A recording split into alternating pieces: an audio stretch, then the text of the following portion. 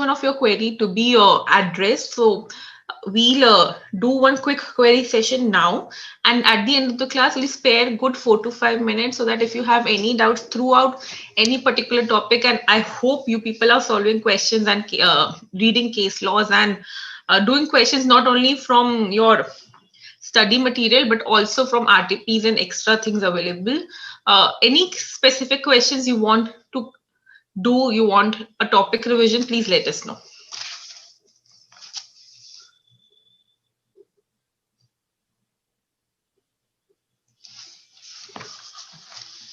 So to proceed, I'll just quickly take you through the topic which we were doing, and so that we can have a pick up a flow from subclause 5.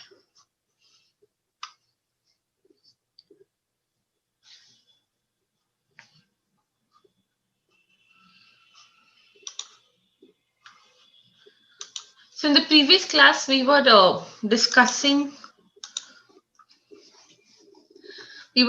section 40, where we were talking about inadmissible deductions, which is basically if there is some condition which is not matched or some compliance which is not done, then this particular expense would be deducted. So first was subclause I, which or subclause 1, which talks about your deduction if your inadmissibility, which means there would be a disallowance of the expenditure if the TDS which is required to be deducted has not been deducted, or deducted but not deposited before the due date of filing of return, if the payment is made in the nature of royalty, fee, technical services or other sum to non-resident or to any person outside India. The disallowability would be, the disallowance would be to the amount of such expenditure.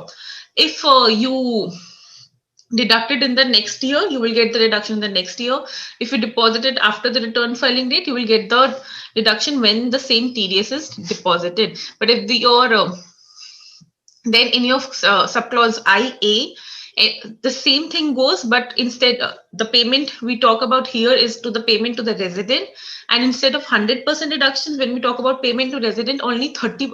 When we talk about payment to resident, only 30% is disallowed. Only 30% is disallowed. And same if you make the payment to the credit of the government, or if you deduct the TDS in the next year, 30% of the same would be allowed in the next year, even if there is no related expenditure. In both the clauses, subclause 1 and clause IA, one thing has to remember, that you will not be an assessee in default if the payee deposits the files the return of income within time, shows such income and deposit all the necessary taxes in relation to it. But at the same time, the deduction would only be allowed in the next year. Why? Because the date of deduction is deemed to be the date when the assessee, as in the payee, files his return of income. So these points are there which have to be kept in mind, because a question will not be straightforward for this year. Maybe the event has happened in the preceding year, so you have to take the impact in the current year of the allowance. Next is your section 40A, clause IB. This is same but is in relation to your equalization levy. Equalization levy, which has to be deducted at 6% or 2%, which will be the case if has not been deducted, or has been deducted but has not been paid before the return filing date, then such expenditure would be disallowed. And in the year when you will deposit the same, you will get the allowance.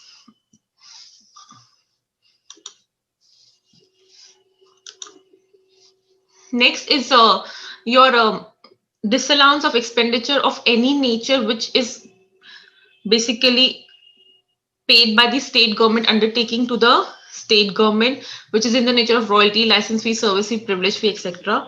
Then another important clause, clause 3, subclause 3, is when you pay a salary to non-resident or to any person outside India, the TDS has to be deducted and has to be paid within the TDS timelines. Within the TDS timelines means 7th of the next month. If not paid or if not deducted, you will not get the expenditure as allowance, number 1, and it will not be subsequently allowed, just like in the case of clause IA and clause IA. Next is when you make a payment to Provident Fund, and as an employer, you have to ensure that whenever a payment from such Provident Fund is made to the employee, then necessary taxes in relation to that should be deducted. So this is all which we did in the previous class. Up till now, if you have any query, you can tell. Otherwise, we'll proceed with another clause, which is your 40A5, subclause 5.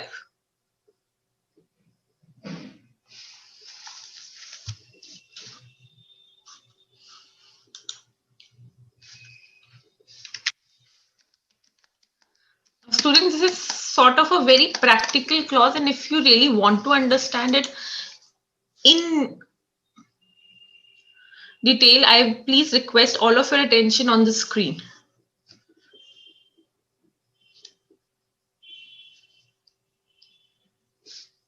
Okay, so now students, in general, what happened? Very general thing.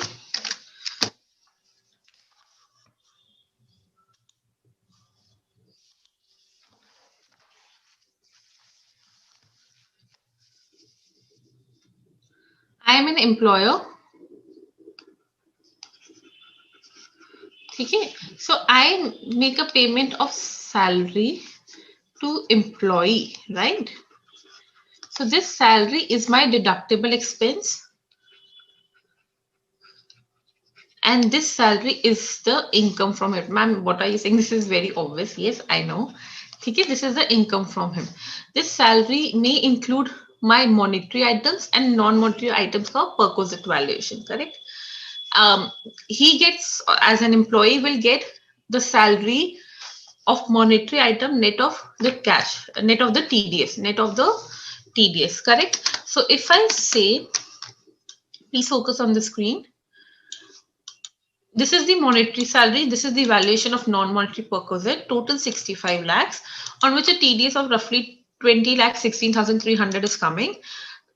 This is how the calculation goes. The net take home for the employee is not 4483 because this has non-monetary perquisite as value. When I talk about net take home, is in cash. So 50 minus the TDS which is deducted, right? 29 lakh 83,700. And the employer, on the other hand, under section 37 will claim a salary reduction of 65 lakhs. 50 plus 15, 65 lakhs. Now this is pretty common, pretty obvious, which you all know from the very beginning, correct? But now what happens is, and please again I say focus because these things deal with 3 sections. So again on the screen, please. Now what happens is, many a times people who come on deputation to India, they are provided with huge number of benefits and facilities, mainly saying your chauffeur, your accommodation, and that too is also in a good hotel, perquisites of meals, other facilities, servants, and everything. So all of these are non-monetary perquisites, right? And the non-monetary perquisite valuation goes to a really high amount than in general cases. But when they receive the cash, they say that we are getting only salary of say 50 lakhs, on which you're deducting half of the TDS because the non-monetary perquisite valuation is so high that the TDS deduction becomes so high. So they say that we don't understand Indian tax laws, we don't understand how you calculate perquisite. I want my full cash salary in hand, net of the TDS which is there on the cash salary. I do not bother about your facilities which you are giving to me. I do not bother about the taxes which you deduct. I want my full salary in hand. I will not bear basically the taxes on the benefits which you are providing to me. So this happens most of the cases when top management is deputed to India. Okay, so they say, fine, what we will do is, we will divide your TDS which we need to deduct in 2 parts. The TDS of 20 lakh 16,300 will be divided in 2 parts. That is the TDS on monetary salary and the TDS on non-monetary salary. And we will bear the TDS of this non-monetary salary. We will bear the TDS of this non-monetary salary. Up till now, the story is clear. Now the question comes, what is perquisite? Perquisite is any benefit provided to employee or anything which had to be borne by the employee has been borne by the employer. So this 4,65,300, which is my tax on non-monetary perquisite, will be borne by the employer. Now the moment, as per law, if it is borne by the employer, it also becomes a perquisite. This is the point which has to be focused. The moment the taxes is borne by employer, it becomes a perquisite for the employee. Why? See, what is the definition of perquisite? Perquisite is anything which is borne by the employer, which otherwise was the liability of the employee or any facility provided to the employee, correct? So this 4,65,300, which I will deposit to the government without deducting from his salary. I am the employer, which I will be depositing to the government without deducting from the salary of the employee is the perquisite, correct? Now, what is the tax treatment of the same in all this? Section 1010CC says, 1010CC is an exemption section, section 10, right? It says, clause 10CC says that the tax on non-monetary perquisite will be exempt in the hands of employee. Tax on non-monetary perquisite will be exempt in the hands of employee. Exempt कर दिया, ठीक है, clear? Tax on non-monetary perquisite is exempt in the hands of employee. So first I treated it as perquisite. Why it was treated as a perquisite? Because the employer bore it. But it is exempt under section 10CC in the hands of employee. Clear? Yes. Now, on the other hand, for the employer, what is the salary for deduction in this scenario? 50 lakhs plus 15 lakhs. I paid him monetary salary, I provided him facility, and I also had I also borne this tax on non-monetary perquisite. So this is the salary for me, which is claimable for deduction, correct? But the income tax says that when this is not getting taxed in the hands of employee, it is not getting taxed in the hands of employee, it is exempt in the hands of employee. You will also not get the deduction.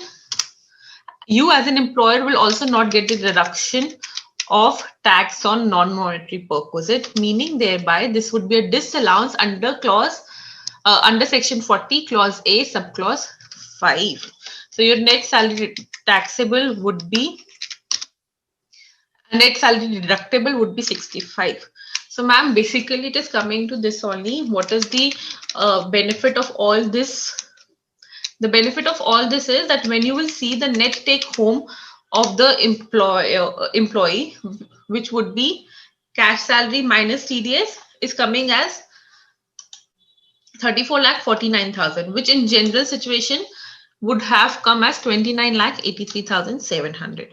So to sum up, simple se thing, when tax on non-monetary perquisite is borne by the employee, it becomes the income of the employee. But because of section 10, it becomes exempt under the hands of employee. And since the tax is borne by the employer, he will claim the reduction of the same, but it is disallowed under section 40A subclause 5. Any doubts? So this is a bit tricky part. This also comes when you do section 192, but if your concept of this is not clear, you will not get a better picture of it. Clear? Yes or no?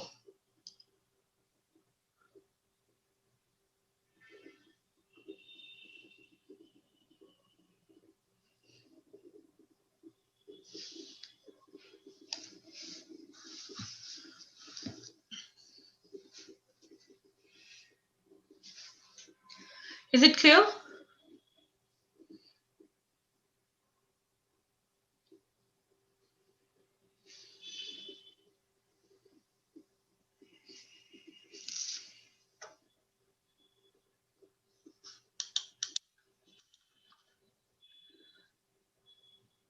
Okay, So now on the TDS part, if I tell you, TDS which will be deposited to the credit of the government would be 20,16,300 only, because ultimately आपका form 16 will not get tally.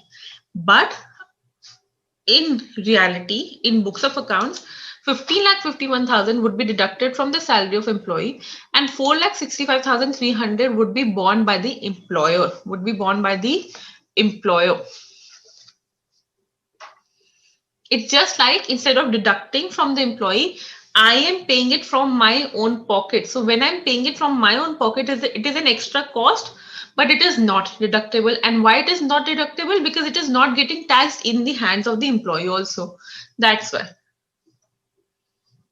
Government co full TDS will go under section 192, and in fact the employee will also get the full TDS ka credit, because government does not know what is the arrangement happening. Government sees that 65 lakh ka salary hai, I want 20 lakh 16,300.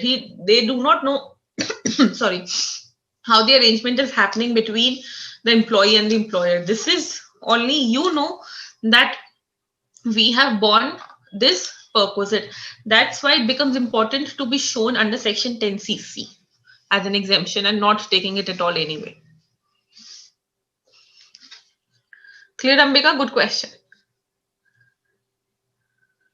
See, I'm again saying, please focus on this. This is an important section, because not only one section, 3 section comes in interplay.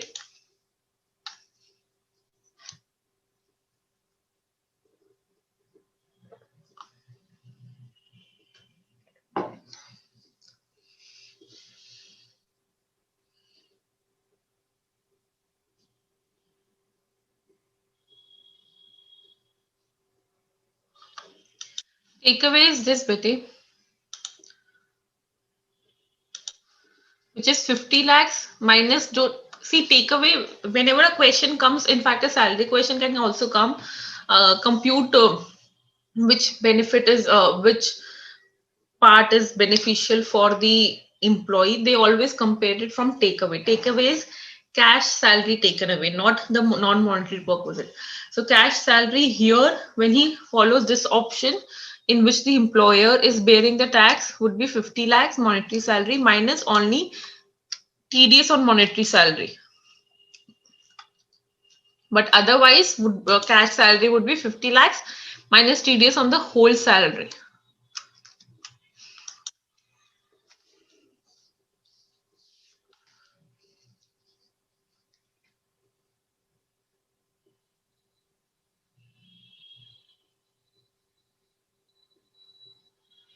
You can jot this down as an example also, so that here only, so that whenever you do, you can understand it.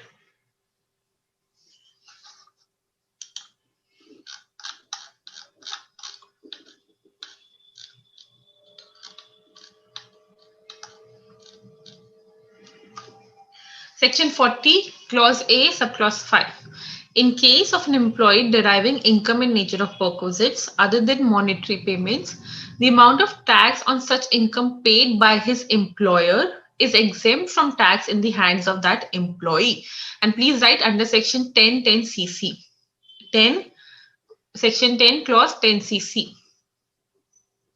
Correspondingly, such payment is not allowed as deduction from the income of the employer. Such payment means tax on non-monetary perquisite. Thus, the payment of tax on perquisites by an employer on behalf of employee will be exempt from tax in the hands of employee, but will not be allowable as deduction in the hands of employer. When it is not getting taxed anywhere, why should they allow you the deduction? As simple as that.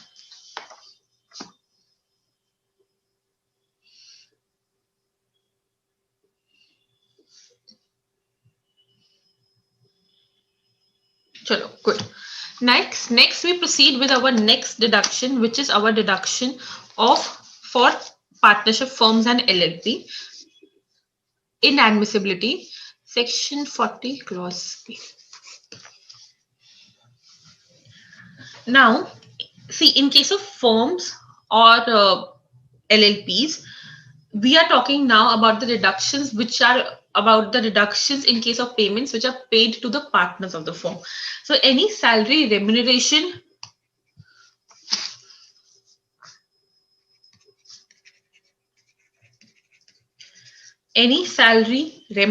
bonus, commission, by whatever name called, if paid to non-working partner, will not be allowed. Number one. Non-working partner means who's a sleeping partner. Working partner, when we talk about working partner, we talk about a partner who's actively involved in business. By that, we do not mean in all the line of business, but at least in single line of business. And by actively involved, we understand that he's actively involved. It does not mean he cannot work anywhere else. He is allowed to work anywhere else also, but by working anywhere else also, he can be an active partner in the business. Okay? But anything paid to non-working partner would not be allowed. So if any, if firm ka assessment comes, anything payment is made to non-working partner, immediately disallow under section 40 clause B. Then anything which is paid to working partner, but not as per partnership deed. Not as per partnership deed. See, instrument of partnership, which is your partnership deed, is very important. You will only then get the deductions of the benefits paid or for the remuneration paid to the partners. Number one. Number two, this partnership deed goes with the first year of filing of return of the firm. And if any changes is made, then also it goes with the year of change of such clauses of the deed. Okay? It goes with the return means this is submitted to the income tax department so that they can verify your information. So if anything is not as per partnership deed, if partnership deed says that the salary would be paid 5,000 per month, but you are paying it 6,000 per month, so excess, which is 1,000, would be disallowed. Clear? Anything which is related to prior the period of partnership deed will also be disallowed. Now, prior the period of partnership deed means that if your partnership deed was registered on 1st July 2020, but you are paying the salary from April 2020, then April 2020 to June 2020, whatever the salary is paid would be disallowed because it is prior to the partnership deed. Number one. Number two, if your partnership deed allows, in the partnership deed, it is written, the deed is registered only on 1st July 2020. Please listen carefully. The deed is registered only on 1st July 2020. But in the partnership deed, they have written that the partners will get salary from April 2020. Then also it will not be allowed. What did I say? Then also it will not be allowed. Even if the partnership deed says so, then also it will not be allowed. So in short, everything would be allowed as per partnership deed and only from the date when the partnership deed is registered. Clear? Next is interest paid to partners. Interest paid to partner. Now, interest paid to partner is allowed only to the extent of what is written in my partnership deed or 12%, whichever is lower. That means interest, I am the firm, I am paying interest to the partners on their current and capital account. Both accounts are included. In fact, loan is also included. In any interest paid to partner in the partner capacity is allowed only up to 12% simple interest. Now, as per partnership deed, if partnership deed says 7%, then you will allow the interest at 7%. If partnership deed says 14%, then you will allow the interest at 12%. But over and above 12%, if paid, would be disallowed in the hands of the firm. Over and above 12% paid would be disallowed in the hands of the firm. Ma'am, example. So if you have paid 1 lakh ke upar, if you have paid 15%, which is your 15,000, but as per partnership deed, it is 14%. So what you will allow? You will allow only 12%. Only 12%. So 12,000 would all be allowed. 3,000 would be disallowed under section 40 clause B. Clear? Now, interestingly, student, please listen carefully. Whatever is allowed to the firm is only taxable in the hands of partner. What did I say? What is allowed to the firm? Allowed to the firm means whatever expenses are allowed to the firm will only be taxable in the hands of partner. Whatever is disallowed will not be taxable in the hands of partner. Ma'am, please elaborate and why. Now, allowed to the firm means on that part, firm has claimed deduction. The tax has not been paid. That's why whatever is allowed, expense which is allowed as deduction on which the tax has not been paid would be taxable in the hands of partners. But if something is disallowed, that means the partnership firm has paid taxes on it. That means the partnership firm has paid taxes on it. Whatever is disallowed, that means the partnership firm has paid taxes on it. So once the taxes have been paid on such amount, it would not be taxed in the hands of partner. It would not be taxed in the hands of partner. Clear? This goes for interest also. This goes for salary also. This goes for any income paid to the partner. Next thing is interest, which you have to remember again, which can come as case study, is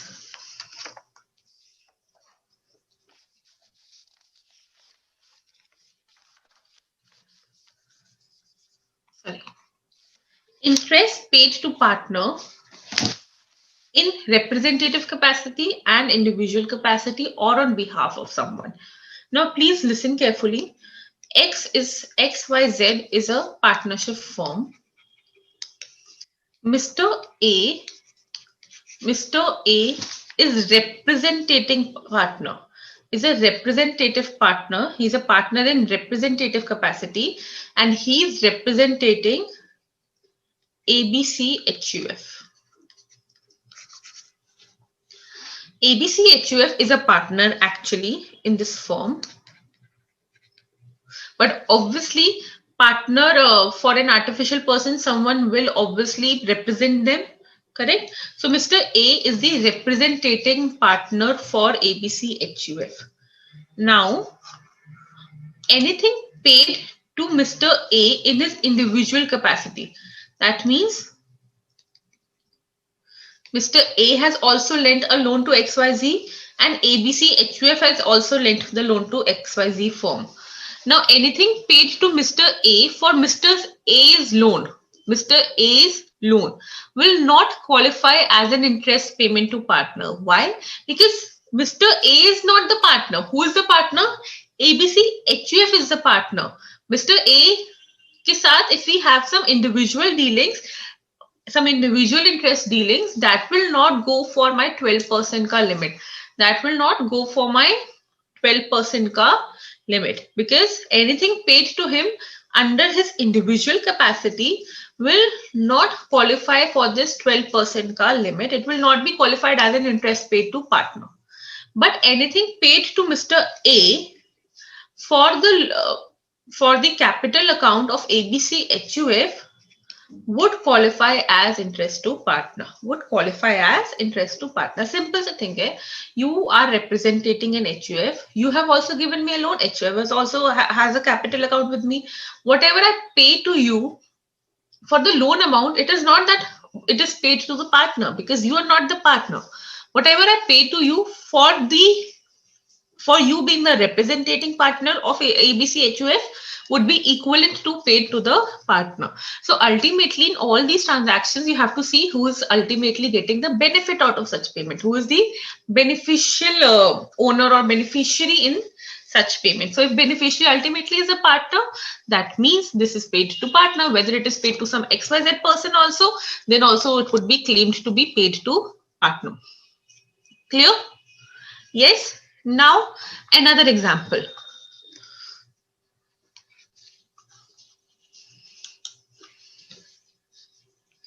XYZ is a firm in which Mr. A is a partner. Mrs. A has lent a loan to XYZ firm.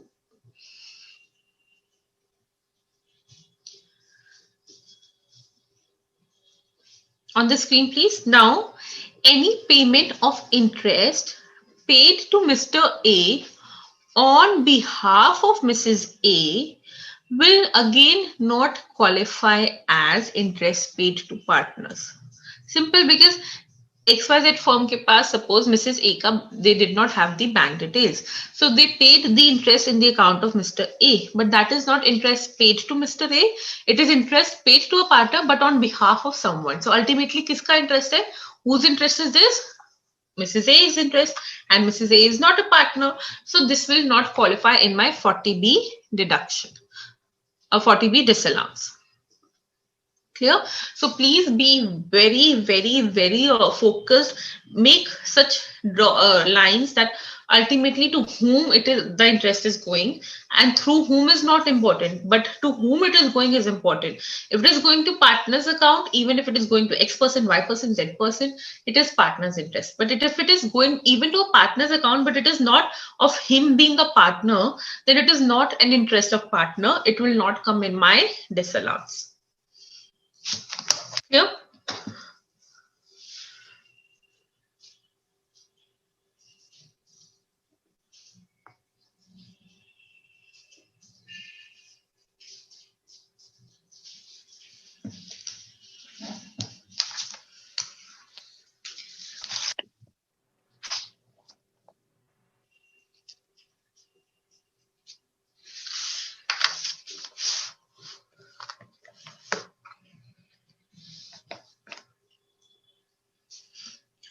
Okay. Sandeep says, ma'am, is it important to be registered? See, registered, it means that should have a legal enforceability. Number one, oral partnership, because partnership deeds have to be filed with your return of income. Obviously, you will give the one which has a legal enforceability, and not an oral agreement which is just signed.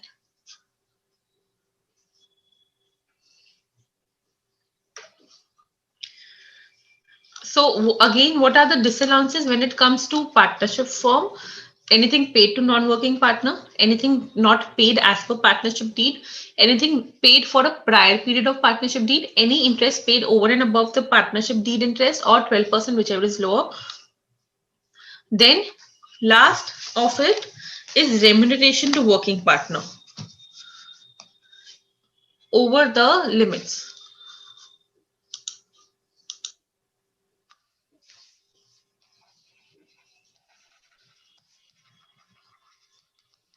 What are the over the limits remuneration? See, again, first thing is nothing can go over the partnership deed.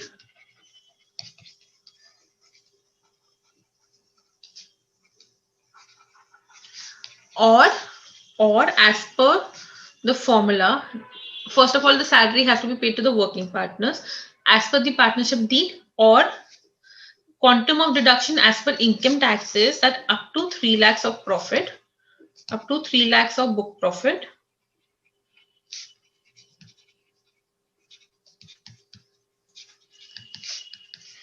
you will get 1,50,000 or 90% of book profit as salary reduction, whichever is higher.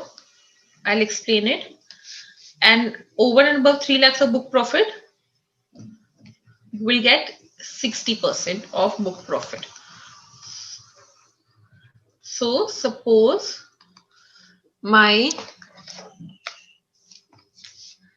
book profit, book profit is 1 lakh. Then total salary reduction would be 1,50,000. 90% is 90,000. So 90,000 or 1,50,000, whichever is higher. So 1,50,000 se upar salary would not be allowed. But suppose if my profit is 2,80,000. 2,80,000 ka 90% is 2,52,000. So 2,52,000 tak salary deduction would be allowed. Now, suppose my book profits are 4,60,000. So in 4,60,000, up to 3 lakh 90%, which is 2,70,000, plus on the 1,60,000, 60% would be allowed. which would be 96,000. So total salary allowed would be 2,70,000 plus 96,000, which would be 3,66,000. Is it clear? This is how you will compute it. Obviously, all of this should be within the limits of partnership deed. If partnership deed says a lower salary, then lower of that would be allowed. Now question come, what book profit you have to take? Book profit after all the adjustments which we have done till now, 30, 32, 33, every deduction and disallowance. After that, whatever book profit is coming, but before the partner salaries allowance, that would be taken up. So on this note, let's do one question, and meanwhile you can drop your queries. A firm assessed as such has paid 7,50,000 as remuneration to its to its partner in accordance with the partnership deed. So it is as per partnership deed, but it has a book profit of 10 lakh as computed under section 40 clause B. What is the remuneration allowable as deduction? Come on, quick, compute it.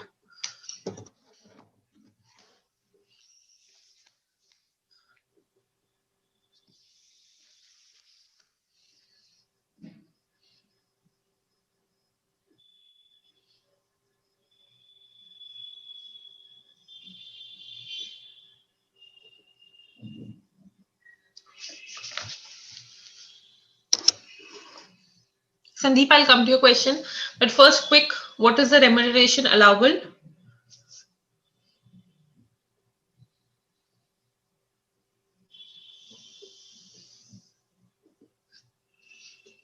And book profit has to be taken before setting off of losses. Any brought forward losses would be later adjusted.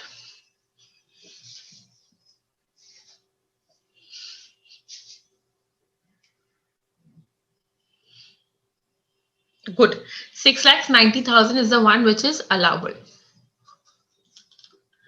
So abhi to it is easy one. Next. And how 690 came for who did not understand, total 10 lakh profit up to 3 lakh 90%, 2 lakh 70,000 on the remaining 7 lakh 60%, 420, 690.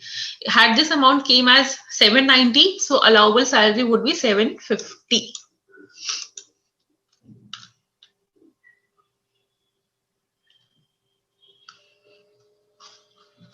Now, the one who solves this question is the one who actually understands 40B now. Okay. Now, Rao and Jain, a partnership firm consisting of two partners, reported net profit of 7 lakh before deduction of the following items. Before deduction means their impact has not been taken. Salary of 20,000 each per month payable to two working partners of the firm as per the deed. Depreciation under section 32, 1,50,000. Interest on capital at 15% as per the deed. The amount of capital eligible for interest is 5 lakh. Compute the book profit of the firm under section 40 clause B of the income tax. Quick. First, just the book profit.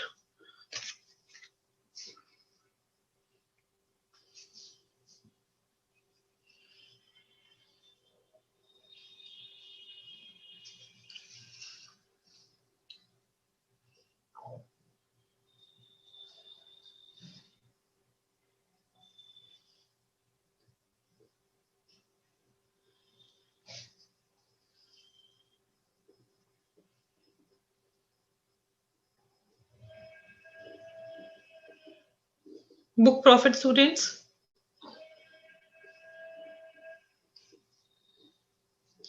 So book profit would be 490. 7 lakh में से 1,50,000 you will deduct the depreciation allowable, and interest you will deduct at 12% of 5 lakhs.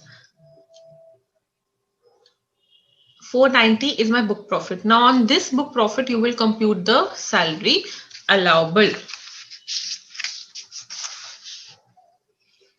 Salary which they have paid is two working partners ko 20,000 into 2 into 12, 4,80,000, which is what they have paid. But 490 pe if you will compute It will come as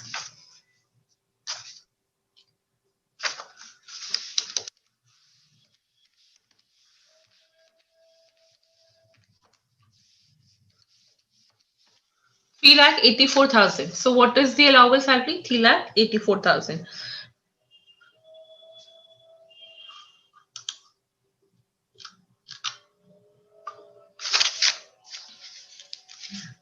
All these questions will form the base of your MCQs, case scenarios. So please, Ambika, 550 is not the answer. I hope now it is clear.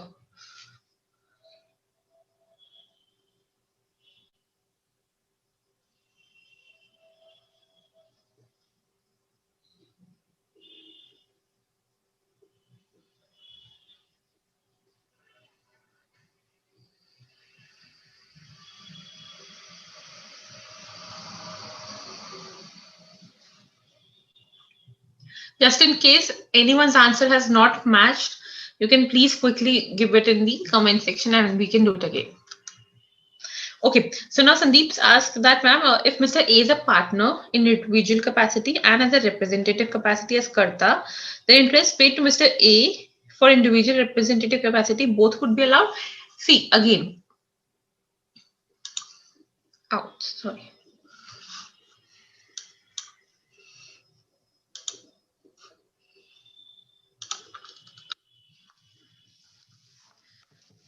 XYZ is a firm where you are paying it to Mr. A,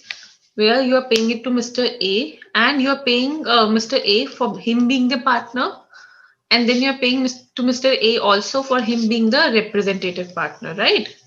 This is the question. So whatever interest you pay for him being a partner, yes, allowed.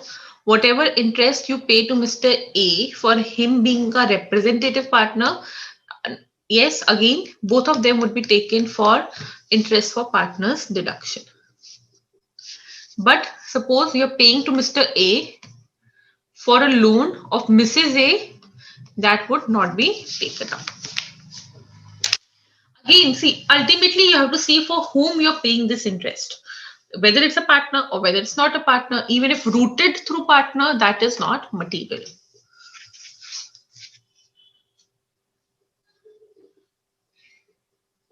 Clear?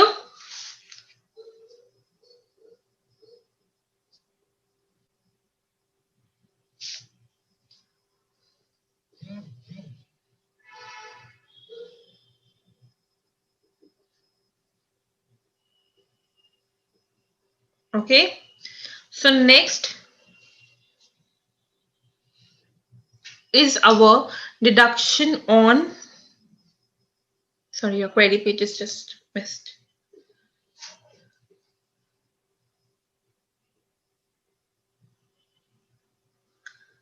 See, all the payments which are paid to partners are covered here under section 40B.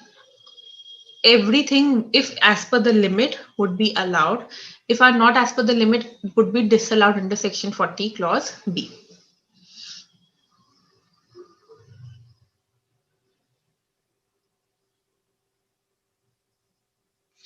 And the book profit, again, I will say the book profit would be every adjustment done up till now, which we have seen in these few classes. Every adjustment, after that, whatever is the amount come basically before the salary reduction would be the book profit on which you will calculate the 60% and 90%. Excuse me. Clear? Chalo. So next up is our section 40BA.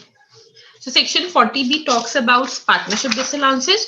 Section 40BA talks about disallowance for AOP and BOI. AOP, BOI mein who knows the difference? Raise your hand.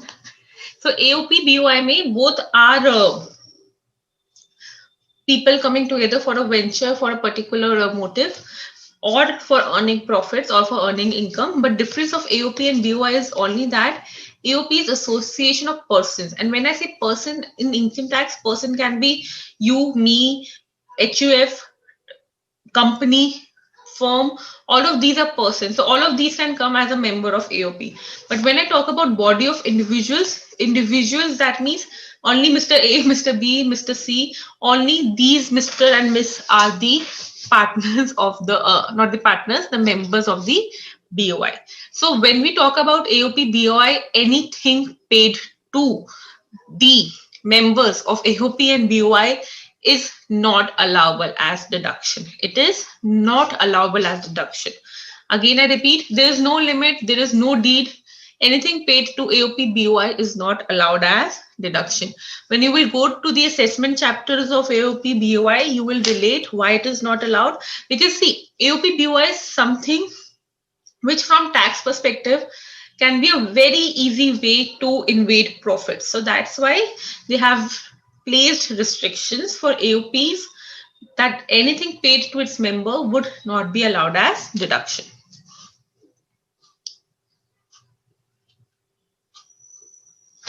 Next, we move to our section 40A2.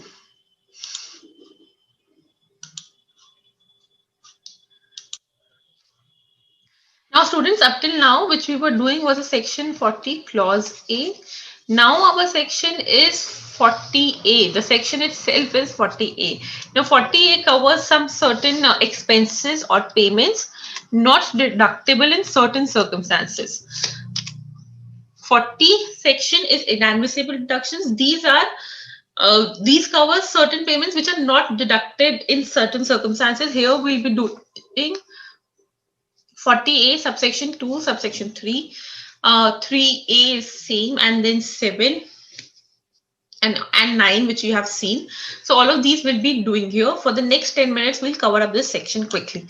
Now section 40A2 talks about payments to relatives and associates. Payment to relatives and associates. So first about what this section says.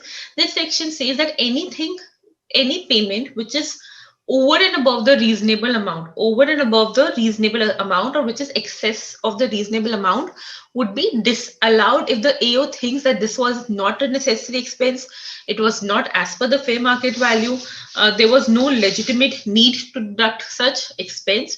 So AO will make such disallowance. Very rarely we see auditors doing such disallowance. If they do, that means they are very vigilant. But otherwise, such disallowance is generally done by the assessing officer. Ma'am, can you give an example? Yes. So suppose it's a partnership firm.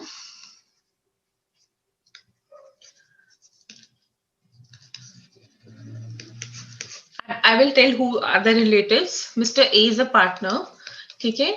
You have purchased a piece of cloth. You are into textile business from Mrs. A for 50,000, which in market was allowed, was available at the rate of 30,000. The market rate is 30,000. So this 20,000 is the excess payment made. So this 20,000 would be disallowed under section 40 subsection 2, 40A2. Okay. Now a question will come, obviously, who is the relative and who are the associates. So for an individual,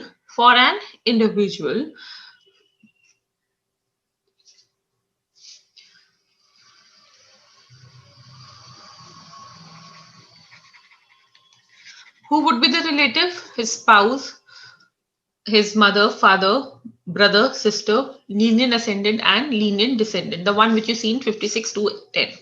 Okay, so spouse, brother, sister, father, mother, lenient ascendant and descendant are the relatives. For HUF, who would be the relatives? Members would be the relatives and their relatives. Members and their relatives. So that means if HUF ka Mr. A is the member, Mr. A would be obviously associate person for this section, but also at the same time Mr. A's spouse or Mr. A lenient ascendant or lenient descendant would also be associate person for this section from HUF. Okay. Similarly, firm LLP ke liye, who would be partners and their relatives. For AOP BOI, members and their relatives. Company के लिए directors and their relatives.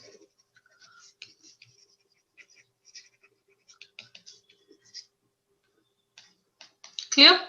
Yes. But at the same time, if such members, partners, directors, or relatives have a substantial interest in some company, some firm, some LLP, some AOP or BOI, basically they have the controlling interest. Substantial interest means 20% for profit if it's a non-company, or 20% of voting power if it's a company. Then this would also become the associate person for them. What did I say? Suppose my spouse has has 30% share in a partnership firm.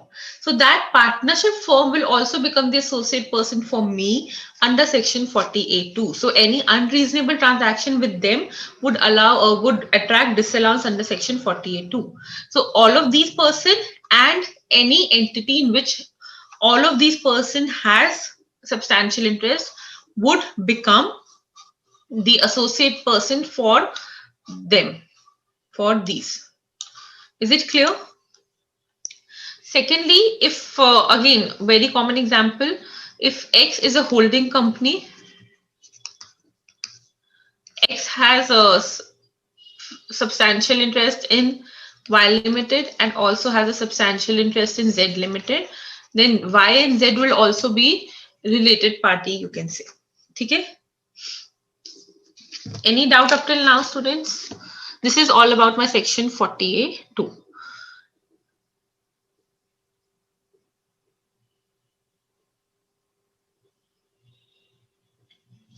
Next, we proceed with section 48(3). Section 48(3), I think everyone's favorite section.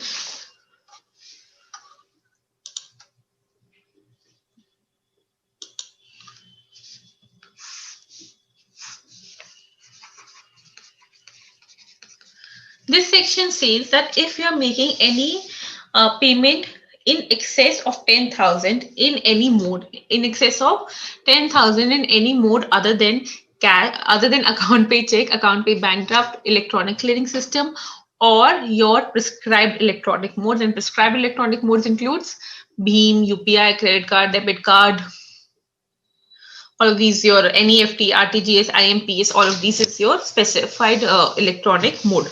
So if you're making any payment in a single day to a single person for a value of more than 10,000 by any such other than such modes, then there would be a disallowance under section 48(3).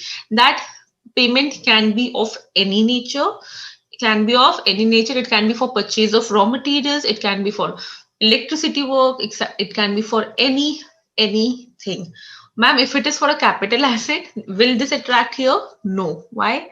Because asset के लिए there is section 43 subsection 1 का explanation which says that asset would not be capitalized for the block if it is for the value of more than 10,000 paid in cash and stuff, right? So that would go there. 48(3) talks about the payments which impact your P&L, and if they are made in a single person to in a single day to a single person, then there would be a disallowance. But having said that, when you make such cash payments, again, as a loophole, people break entry into various dates, which again, no one can verify when it comes to audits that whether it was actually made on various dates or not. But that is a loophole of this section. But otherwise, it is not allowed. If you do it in 3 different times of the day, it would be disallowed. So if I make a payment for purchase of raw material to Mr. X,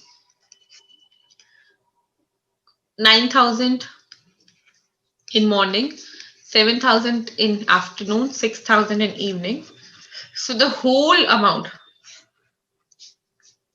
would be disallowed.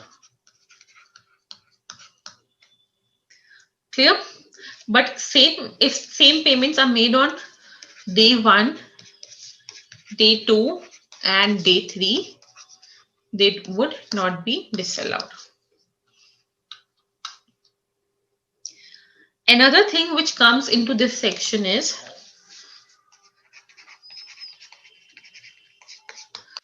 Subsection 3A. Now, students, tell me one thing. Suppose in previous year, 1920, I purchased raw material of 50,000 from Mr. X. Okay? Now, in 1920, I'm following mercantile basis. I would have claimed the deduction of it, right? Yes. Now, when in previous year, 2021, I'm making the payment to Mr. X. I am making the payment to Mr. X and I made this payment in cash.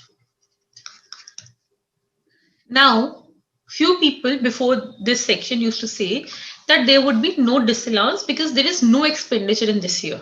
But subsection 3A says that if there is some payment during the year for which the expenditure was claimed deduction in the preceding year, for which the expenditure was claimed deduction in the preceding year, would be disallowed if such payment is made to a single person in a single day in any mode other than the prescribed modes. In any mode other than the prescribed modes, then this would be disallowed. So the disallowance of this payment will not come under section 48.3. It will come under section 48.3A. Clear? Another thing, the limit is increased from 10,000 to 35,000 if you're making a payment to transporter. So if I'm making a payment to a transporter of 20,000 in a day, that is allowable. If I'm making a payment of 37,000 to that transporter, that will not be allowable. The limit is 10K jaga, it is 35K.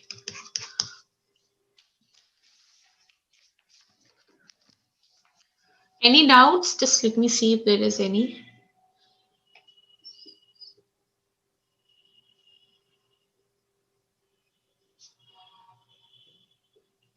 Chalo, great.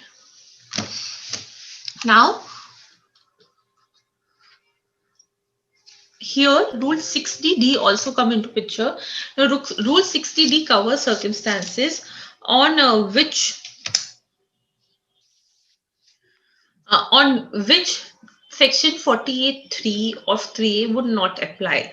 Would not apply meaning that these are the relaxations which are given in 60D. But before going to the relaxation, one thing, students, again, loan payments, capital asset payments are not covered under section 48.3. They are not attracted there. Why? Because they're not routed through penal account. Second thing, if you pay something to commission agent and commission agent will further, suppose I paid 1 lakh rupees to my agent that go and purchase in the market. Okay, so that 1 lakh to agent would not be allowed as disallowance if he purchases not in a single day from a single person. Okay, so now rule 6DD talks about the exceptions. That means even if the payment is made more than 10,000 to a single person in a single day in cash mode or in mode other than the prescribed modes, there would not be disallowance. There would not be disallowance. Number one is when you make payments to, there is no disallowance. Okay. When you make payments to, one second, I'll open it.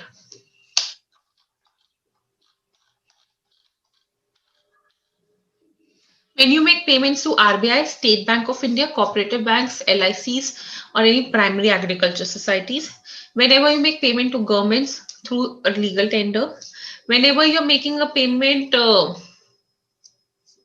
by a telegraphic transfer, by bill of exchange getting discounted, by a book entry, that book adjustment, contra entries in your bank accounts that are not taken as disallowance. Number 3, where you're making a payment by settlement of an entry, like a book entry. I had to take 4 lakh rupees from Mr. A, but I had to give 5 lakh rupees to Mr. A. So this book entry, 4 lakh up immediately Mr. A ke account se got set off. So this 4 lakh ka payment would not be considered as payment other than prescribed mode. It's a book entry which will not be covered here. Secondly, this point is important. Payment for purchase of agriculture, forest produce, fish produce, as in fish products, animal husbandries, poultry farming, or horticulture or apiculture directly from the cultivator, grower, or producer of such articles, then in that case, even if I make a payment of more than 10,000, that would be allowed. For example, I paid to purchase, I paid 60,000 to purchase wheat directly from the cultivator. So it would not be disallowed. Provided that's a business expense, it would not be disallowed. But if I paid 60,000 to purchase wheat from a middleman who's Arthi, okay? If I'm purchasing it from him, it would not be said that it is purchased directly from the cultivator. Clear? Then any payments which are made where there is no any payment made to a cottage industry which works without aid of power, if even if paid for more than 10,000 in a single day, allowed in modes other than prescribed modes. Any payment made where in a village there is no bank, allowed. Any payment made for retirement benefit up to 50,000, allowed. So if I have to pay gratuity to someone, provided the TDS is deducted on it, if I have to pay gratuity to someone up to 40,000, also I can pay it in cash. It is allowed. If I have to pay a salary to an employee who is being deputed at a place at a place or at a ship for a period of more than 15 days and there is no bank account there, then I can pay salary to him in such mode. Any payment which is made to agents to take cash, not covered. Currency dealers obviously will make cash payments, that is also not covered. So that's all about your section 48.3. Next we move to section 40A clause 7, which says that provision for gratuity would not be allowed. Which says provision for gratuity would not be allowed. Now for provision for gratuity, what do you understand by provision for gratuity? Ma'am, didn't you tell under section 36 subsection 1 clause 5 that gratuity is allowed? I did tell. Here I told you any employer's contribution to an approved gratuity fund is allowed. That means you are making a payment to approved gratuity fund. But if you're just creating a provision for gratuity in your P&L account, that would not be allowed. It would be a inadmissible expense under subsection 7. But if you're actually making a payment of gratuity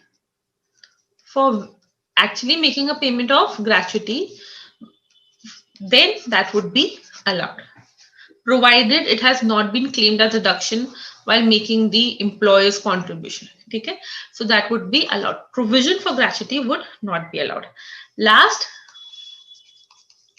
is section 48.9, which we did discuss when we were doing section 36.14a, where you asked what is this disallowance. Anything for specifically NPS, anything over and above 10% of the salary as an employer's contribution will go as a disallowance under subsection 9. Up to 10% will go as an allowance under 36.14a. Again, any payment for the welfare of the fund, which is welfare of the employees, which is ultimately not going for the welfare of the employees, it's just a hoax fund, then you will not get the deduction. So this is all about inadmissible deduction, and in fact this is all about deductions and their inadmissibility, because now coming up next are your section 41 and other provisions. So any doubt up till now? I hope how to calculate it, how to take up the question is clear up till this stage.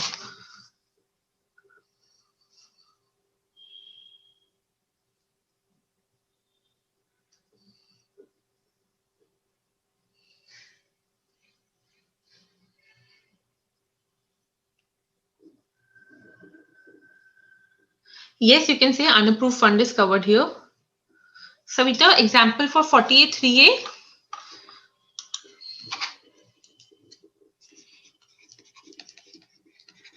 Suppose in previous year 18-19, I had purchased raw material of 3 lakh rupees. Okay?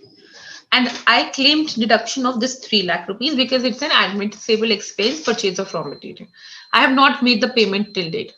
Now, in previous year 2021, I make the payment of this 3 lakh, but I make this payment in cash mode. So this would result in disallowance in cash mode. I've made it to a single person in a single day. This disallowance would be attracted under subsection 3A, not 3, because 3 talks about when you're claiming the expenditure in that year itself and then you're making the payment in that year itself, then there is a inadmissibility. 3A talks about when you have already claimed the expenditure in the preceding years and now in the current year when you're making the payment, you're violating that 10,000 ka limit, then there would be a disallowance in 3A. Clear?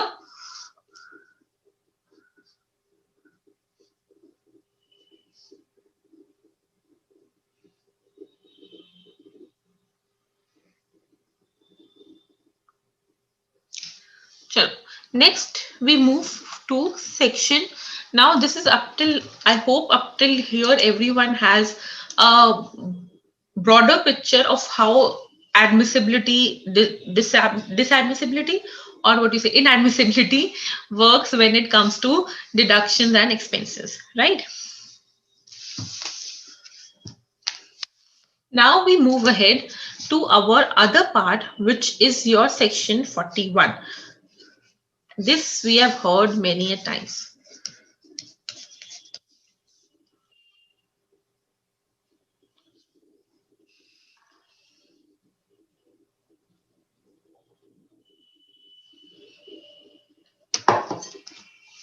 Okay, now section 41 talks about deemed income or profits chargeable to tax, whatever language you have to say.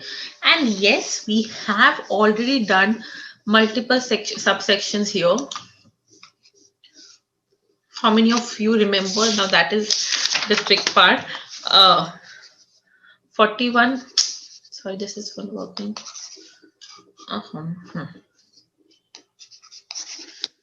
One second, student. This has stopped working.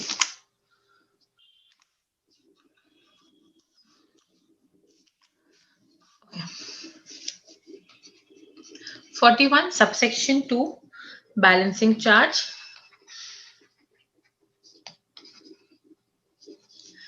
41 subsection 3 sale of capital asset for used for scientific research without using it for any other purpose. 41.4 bad debts recovery.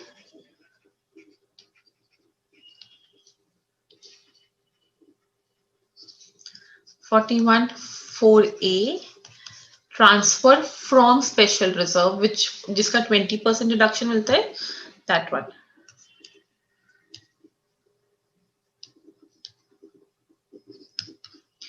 Yes, so how many of you remember all of these? Any revisit you want in any of this subsection number 1? If not, then only 2 subsections are required to be discussed here. So section 41 ultimately is your deemed profit section, which covers up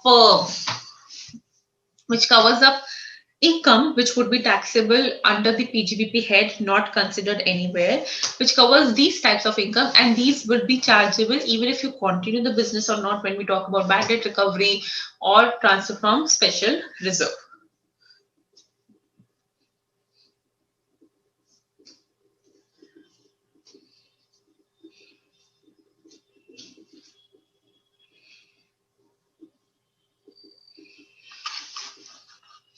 So any specific section which you want to revisit, subsection specifically? I know you people remember though, but still.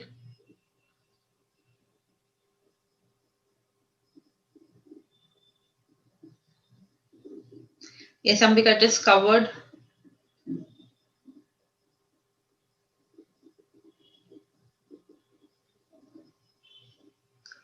ABA में sale of scientific asset does not come. 33 ABA is for the site restoration fund.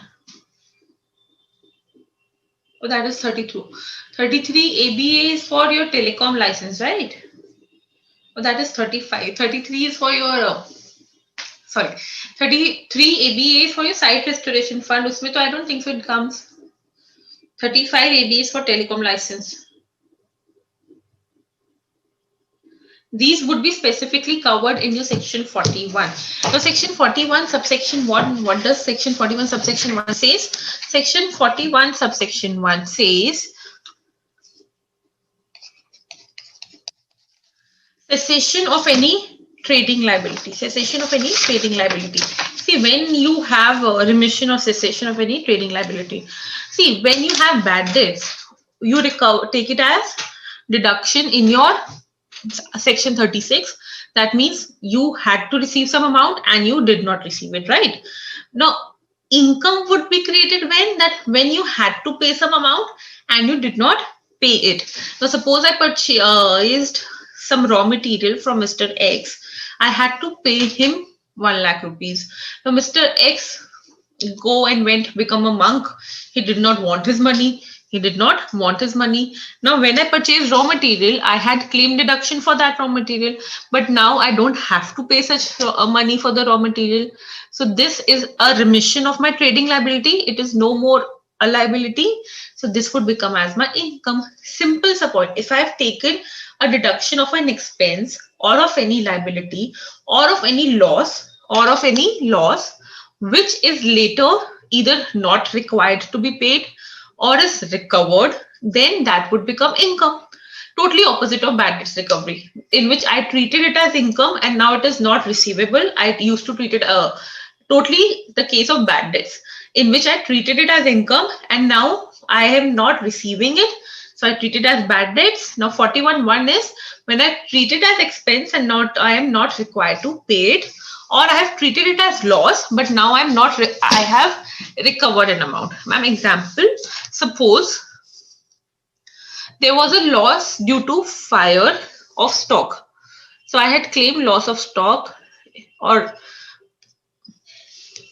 loss of stock in my previous year 1920 return. Okay, loss due to fire. But in previous year 2021, I received the insurance claim of this stock. So this insurance claim of this stock will go in my 41(1).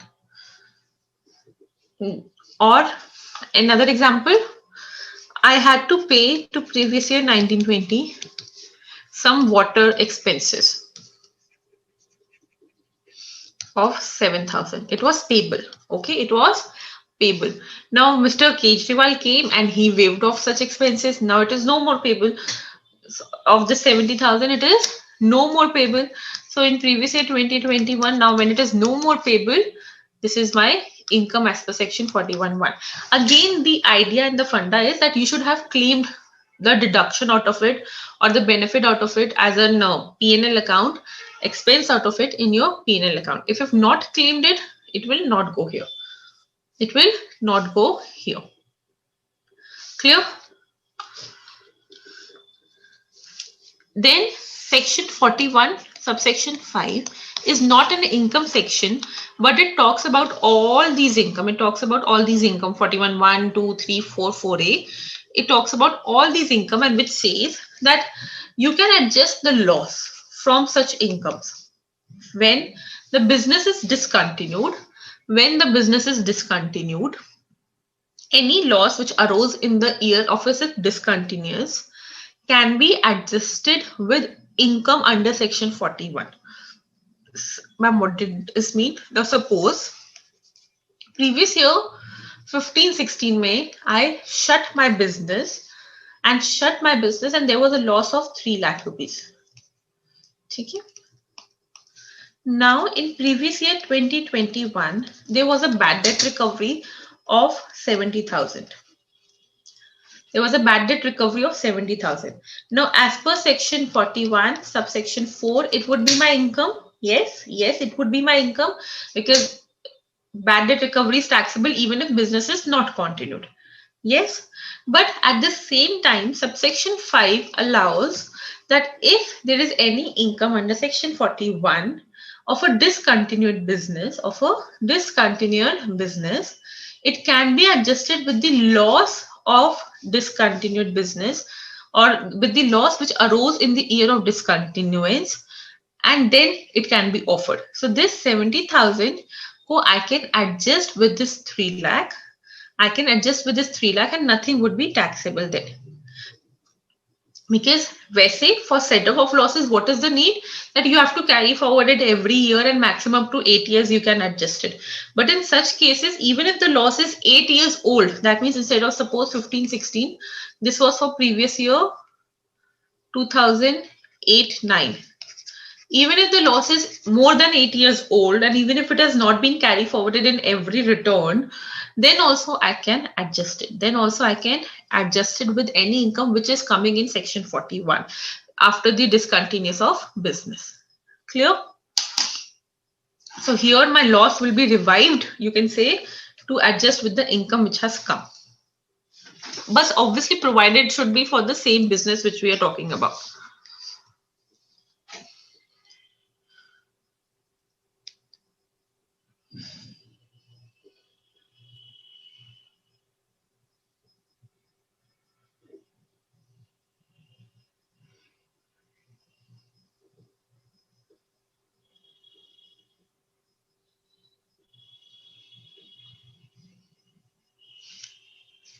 Ambika, you are exactly correct. Misutilization of the amount withdrawn from tea, coffee, rubber development.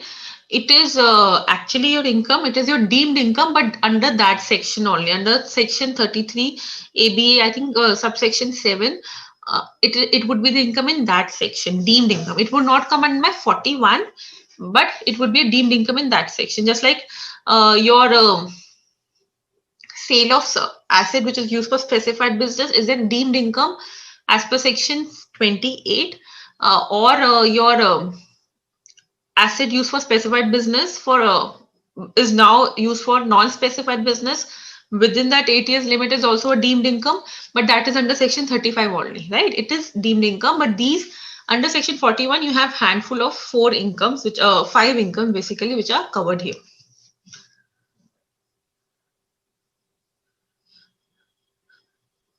Good question, a good relatability. And see, again, writing the sections are important, but writing the correct sections and understanding is more important.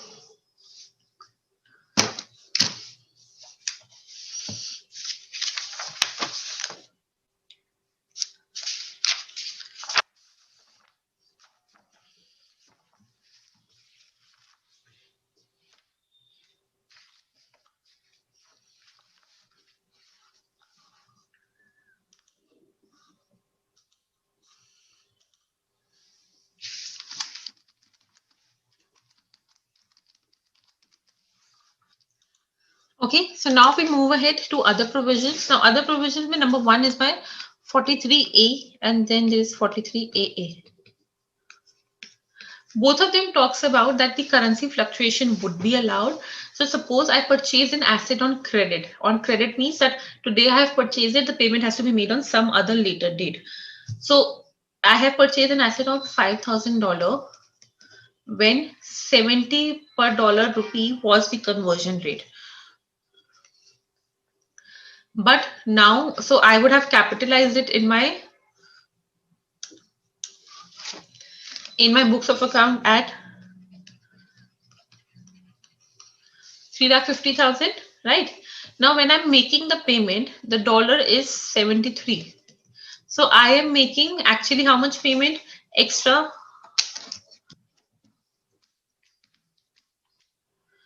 3,65,000.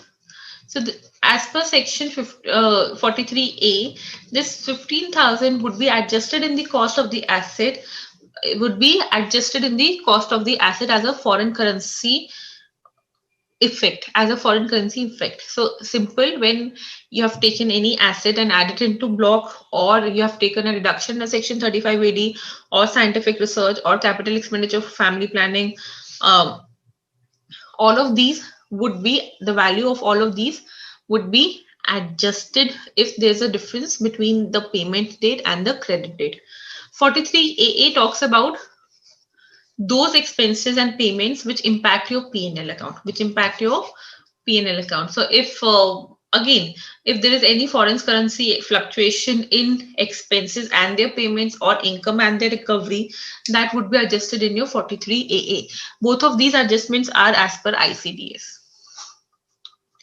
Next, And next simple yet important section is your section 43B. Now this I have discussed quite a few times when we were doing section 36, which says that certain expenses would be allowed as deduction only if actually paid.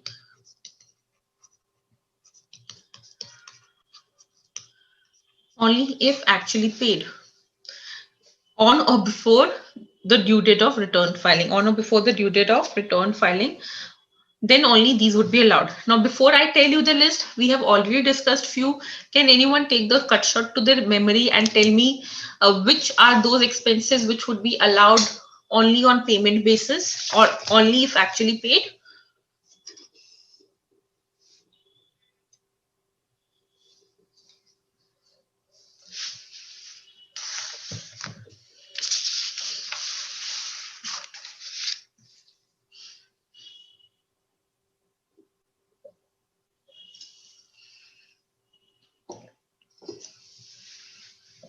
Come on, quick.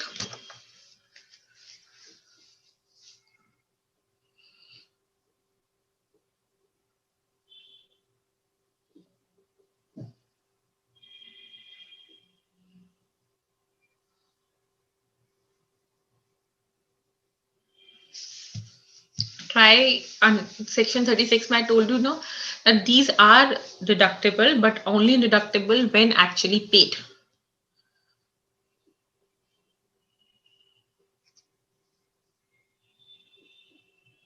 Very good. Ambika, very good. Interest paid to financial institutions. Good. Bonuses and commission to say.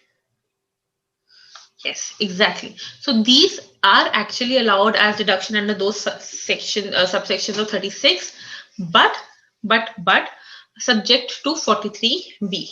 But subject to 43B. So what are these? These are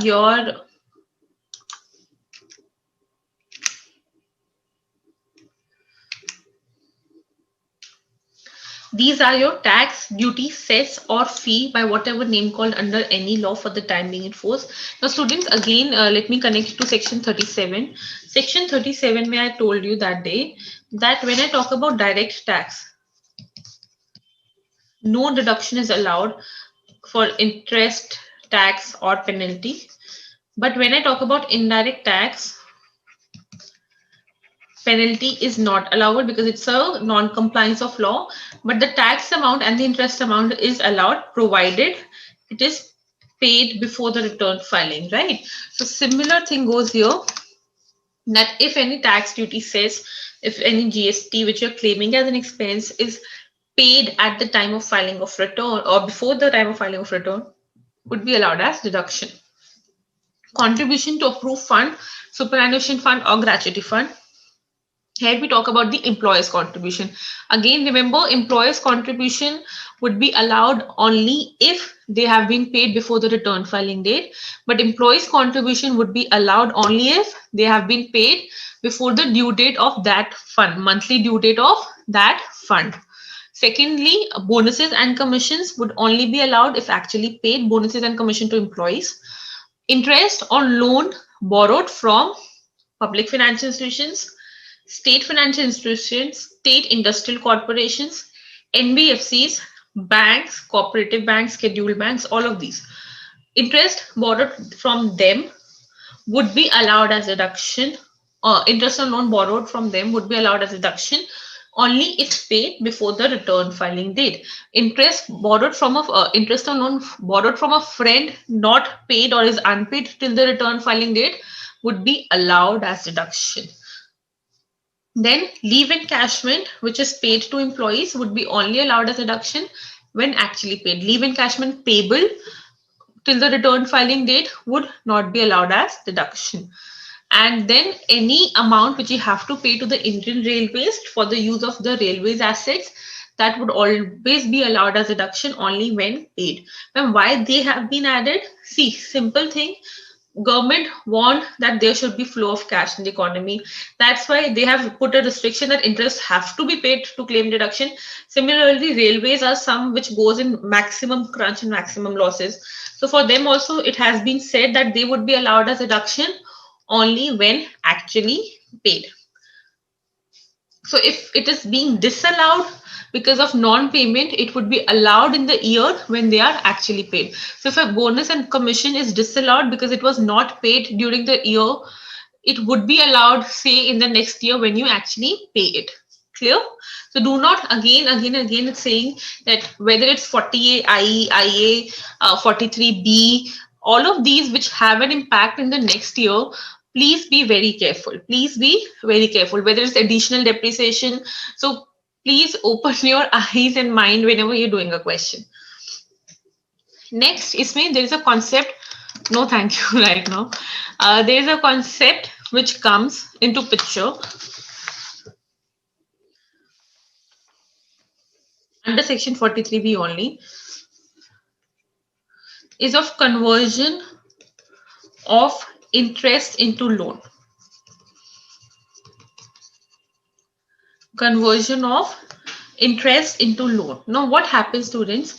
Many times, interest balance, that is outstanding interest, goes unpaid for a good sufficient period of time. Okay, so what happens? You approach to bank and they say that make this outstanding interest also as a loan for me and I will pay this. What did I say? Make this interest as a loan amount and I will pay it in monthly EMIs.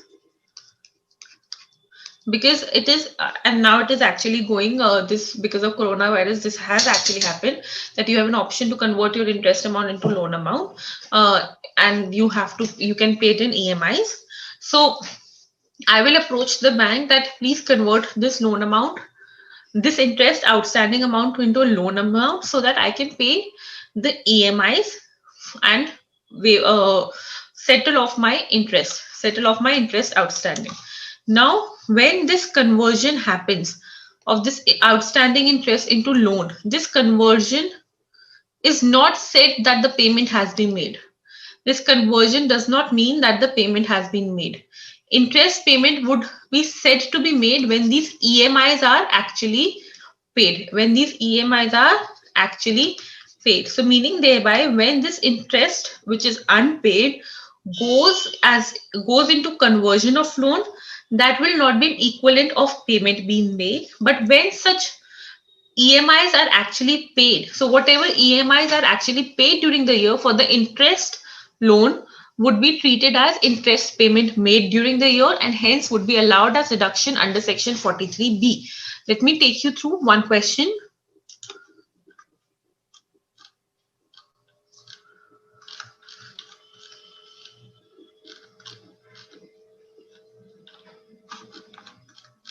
Okay, so on the screen, please students see a question is there for Hari. Hari, an individual, carried on the business of purchase and sale of agriculture commodities like paddy and wheat.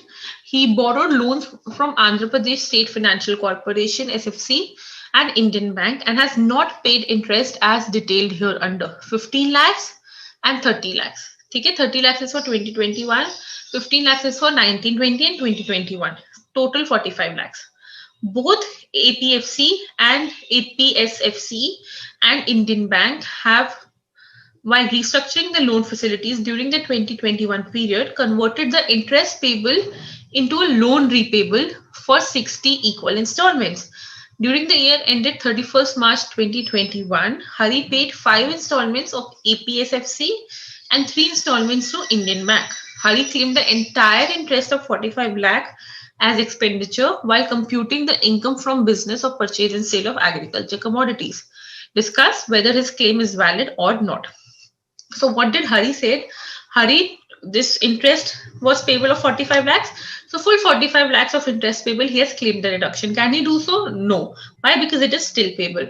But whatever amount he has paid of this 45 lakhs, which was converted into loan, would be claimed as deduction. So 45 lakh ko, as in 15 and 30 lakhs ko, he made it into EMI of 60 months.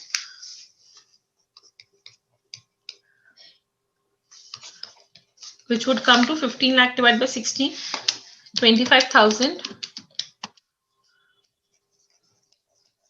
and 30 lakhs divided by 60, 50,000, right?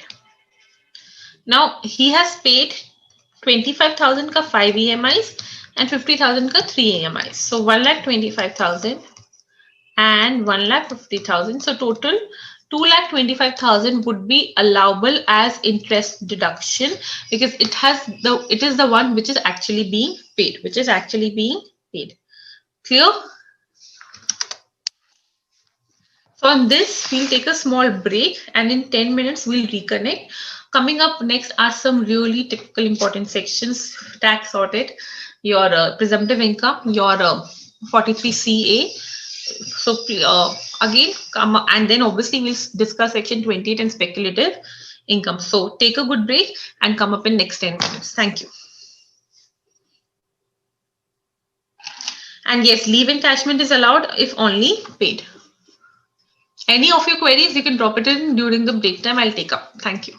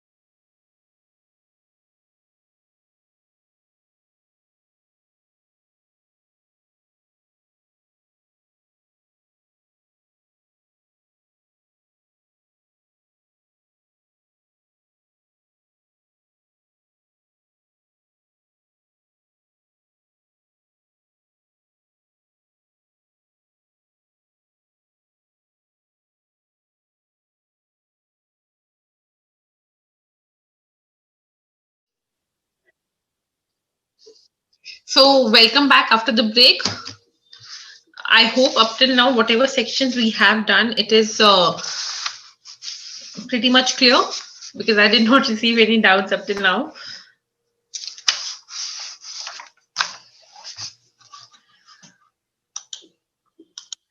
Okay, so next other important, very important sections, because this section comes into picture. Let me just share the screen.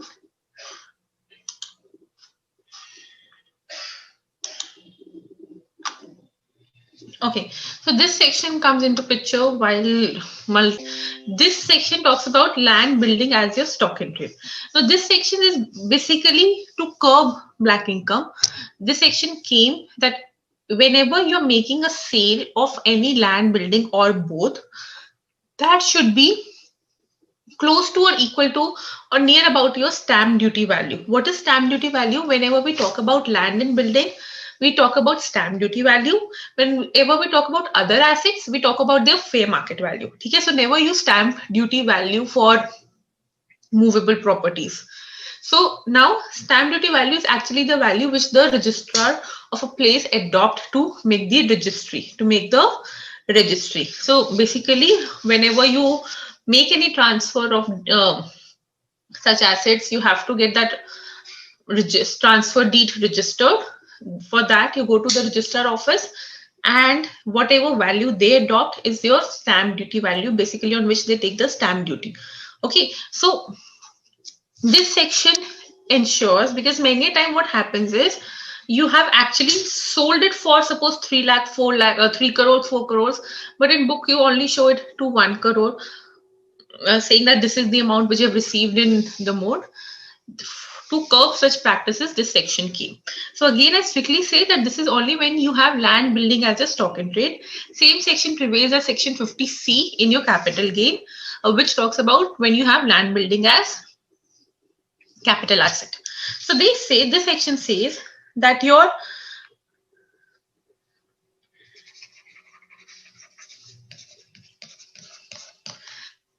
deemed full value of consideration would be your stamp duty value if it is more than 110% of actual consideration. Your stamp duty value would be deemed to be your full value of consideration if it is more than 110% of your actual consideration. See, actual consideration is the sale price. If I take it in common terms.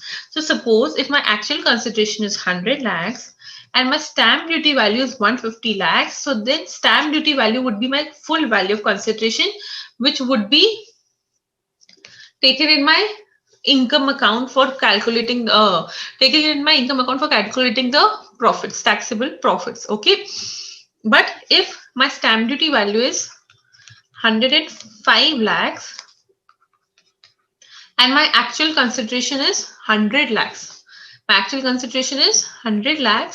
then my full value of consideration would be 100 lakhs. This 110% limit, they have basically given as a range of flexibility, that it is always not necessary that there would be exact same matching of your actual consideration and stamp duty value, but up to an extent of 10% up down can go.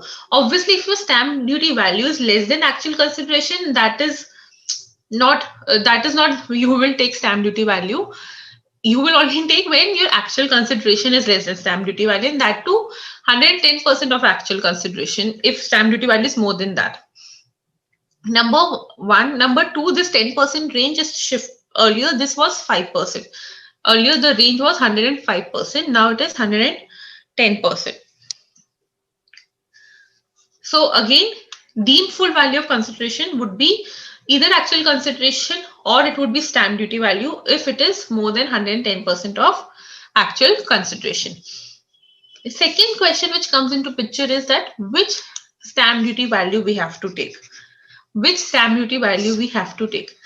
would be two stamp duty values, students, most likely given to you. One would be stamp duty value on date of registration, on date of agreement, Another would be stamp duty value on date of registration. Very common example we can take. Now, on date of agreement, suppose agreement happened in March. Then Corona came, okay? Corona came, and now when I go and register it, December 2020, what happened is stamp duty value on both the dates can be different. Now, obviously, market situations have changed. Stamp duty value on both the date would be different. What is date of agreement? When you and me, as in the seller and the buyer, decides, make the agreement, make some part performance of the contract or give possession. These are my agreement that we have decided. When your actual agreement is made. When it gets registered in the register office, that is your date of registration. In common practice, there is a difference of 15-20 days, or when the payment goes for a long period, it can be for 3-4 months. But if there is a gap between my date of agreement and date of registration, the question will come, the stamp duty value on which date has to be taken, the stamp duty value on which date has to be considered. So you will say the stamp duty value on date of agreement would be considered. Stamp duty value on date of agreement would be considered if, number one, some part of the payment, not full, some part of the payment, maybe full also, has been received on or before the date of agreement, and that payment has been received in any mode, which is account pay check, account pay bank draft, ECS, or your prescribed electronic mode, but not in cash, basically. So if on the date of agreement, I have received some amount, or before that, I've received some amount, it may be some proportion, 5 lakh, 2 lakh, 3 lakh, 10 lakhs, or it can be full amount also, but it has been received in mode like account pay check, account pay bank draft, your electronic clearing system, prescribed electronic mode, then stamp duty value of date of agreement would be taken to compare it with the actual consideration, If suppose the payment has been received in cash, or if no payment has been received, then date of registration would be taken. If any payment has been paid between this period, then also date of registration would be taken if no payment has been made on date of agreement or before that. Okay? Then stamp duty value on date of registration would be taken, and then you will make a comparison with my actual consideration. So picking up the correct stamp duty value is very important. So if in the question I tell you on the screen,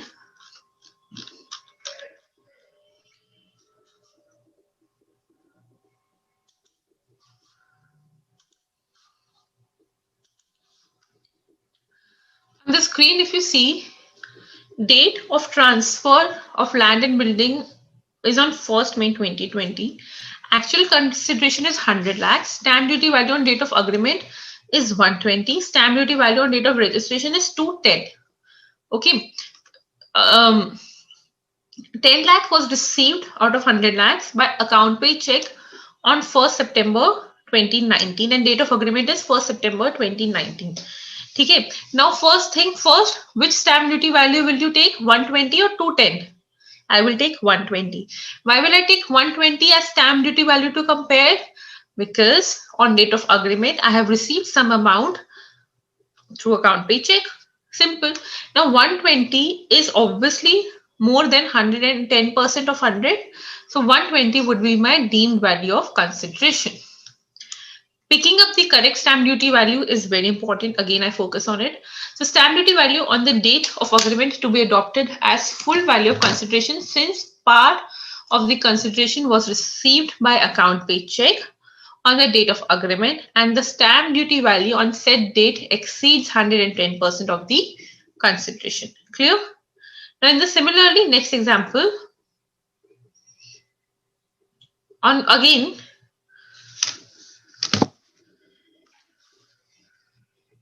Ambika, it is 110% clear now.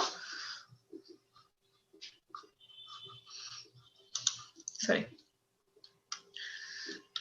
Again, date of registration 1st September, date of agreement 1st September 2019, date of registration 1st May 2020. 10 lakh was received by cash on 1st September 2019. Will I take stamp duty value on date of agreement? No, I will pick stamp duty value on date of registration, and then I will compare it with my actual consideration. If it is more than 110% of the actual consideration, which is yes, then this would be my stamp duty. This would be my full value of consideration. Another example, 10 lakhs was received on date of registration by account paid check. So which stamp duty value I will take? This stamp duty value, which is my registration wala stamp duty value. Now this is within 110% of 100 lakhs. So 100 lakhs would be my full value of consideration. So actual consideration would be my full value of consideration. Last example, full amount was received in cash on the date of registration. So registration wala stamp duty you will pick and you will compare it with the actual consideration. It is more than 110%. So 130 would be my full value of consideration. Is it clear? This is again on ditto same lines your section 50C is there. So if you understand it, this would actually be really important.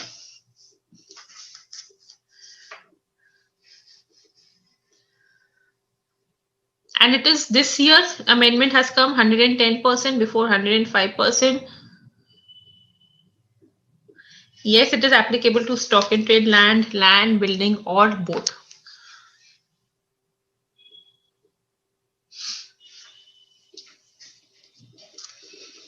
Okay, next section, section 43CB.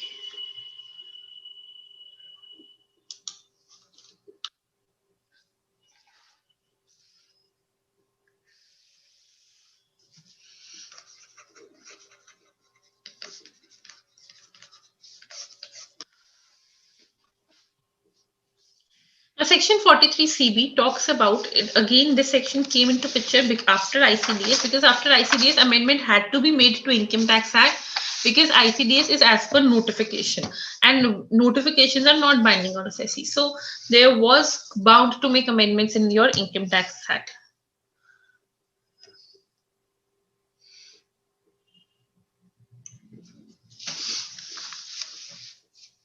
So ICDS section 43CB tells about how do you have to compute or how do you have to take into taxability the income when it comes to construction contracts or when it comes to service contracts, because these again do not have any defined value. They expanded over a period of time, do not have any defined value as in what amount has to be taken in which month. Okay, so how do you take them? So section 43CB tells about that when you're talking about construction contracts or service contracts, the income would be treated on percentage of completion method. That means if in the year 70% work is done, so 70% of the contract amount would be your income. If 60% this work is done, then 60% of the contract amount would be your income, whether it's construction or service. But if you cannot determine what percentage has been completed, what percentage of the work has been completed, then you will take SLM.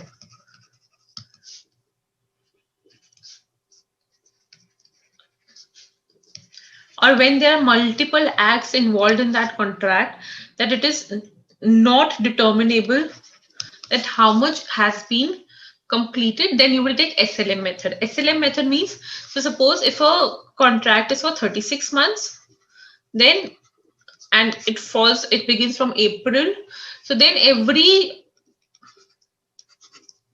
then the contract revenue would be divided in 3 different years. In 3 different years based on the SLM basis, means proportionally state line method basis. Okay? But if our construction and service contracts are for a period of less than 90 days, then income would be treated when the project is completed. So what did I say? In general, you have to take a percentage of completion method. But when you cannot determine the percentage because the acts are not determinable, suppose I have taken a service contract from you to teach you CA final in 1.5 years, okay, or in 2 years, but I have I have taught some, sorry, I have taught some 70% of accounts to you, 20% of tax to you, 30% of indirect tax to you, 40% of corporate law, and so on. So it cannot be determined that how much as a whole contract has been finished. So in that case, I will treat the revenue on the monthly basis, on SLM basis. But if I can determine, I have just taken one service contract of teaching you tax, and I know that 70% of the syllabus is over, so 70 in this particular financial year, so I will take 70% as the revenue. But if I had to teach you something for which the contract time period is 45 days, for which the contract time period is 45 days. Suppose I have taken a contract in March 2020 or March 2021 from you, and the contract time period is 45 days.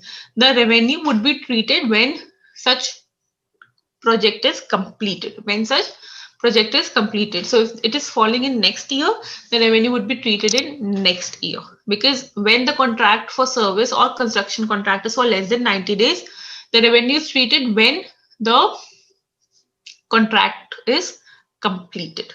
Clear? Now, many a times what happens, students, there is a concept of retention money. Retention money. Retention money, what happens? Suppose there is the contract is of 4 crore rupees. Okay? Contract of service or construction contract is of 4 crore rupees. But the person who gives you the contract decides that 5%, 4 crore ka 5% would be 2 lakh. Yeah. Would be paid only after 6 months of construction getting completed, as in we will see that if you have done the work in full, details have been followed or not. Only after living in that apartment we will pay you this 2 lakhs after retaining it for 6 months. Okay, so retention money is retained, but it is obviously paid. It is obviously paid after a certain period of time on fulfilling certain conditions. So a question comes whether this retention money would be considered a part of my total revenue to take it on percentage of completion method. So suppose I have to treat revenue on percentage of completion method. Will I treat it on 4 crores or will I treat it on 4 crores minus 5% pay percentage of completion method? So income tax says that retention money has to be considered as a part of contract revenue, and on that full amount percentage of completion method has to be implied. Clear? So this is all about your income from construction and service contracts.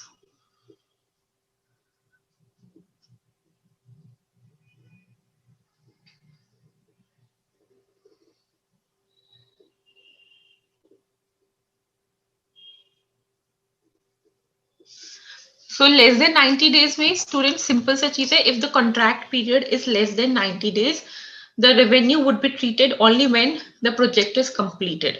So that means at the end of the 90 days or whenever the contract ends, that day the revenue would be treated. If that falls in the next financial year, the revenue would be treated in next financial year.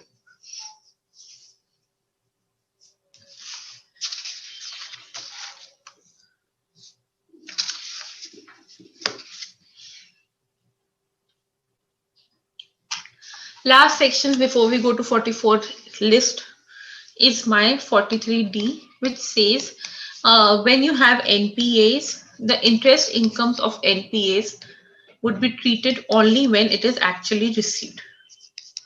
So income from bad and doubtful debts would only be treated actually received or when it is credited to P&L account, whichever is earlier. So interest income of bad and doubtful debts basically have to be treated on certainty. And when certainty arises, when you credit it to P&L or when it is actually received.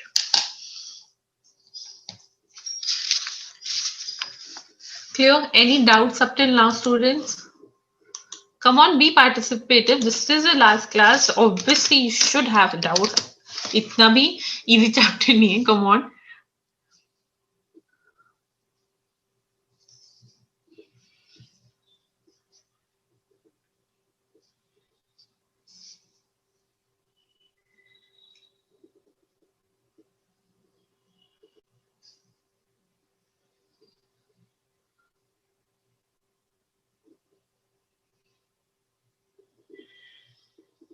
Sure. So now we move ahead to section 44A, compulsory maintenance of books of accounts. Compulsory maintenance of your books of account. That means books of accounts have to be compulsory maintained.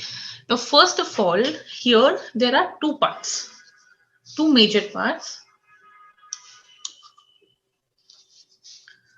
One part is for notified professions.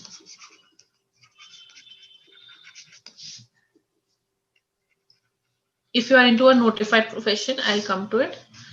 Why I'm writing it so badly? Sorry.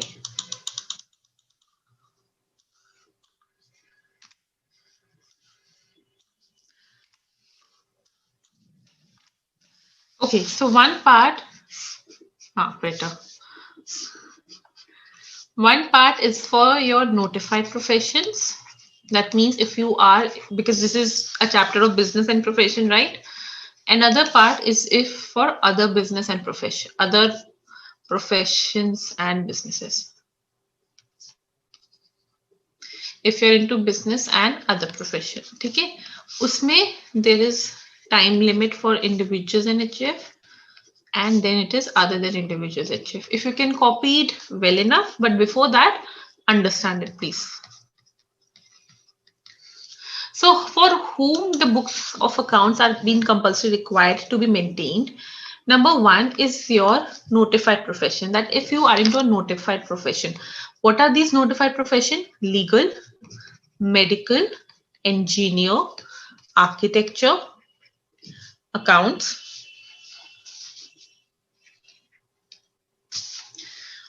interior decorator, technical consultancy.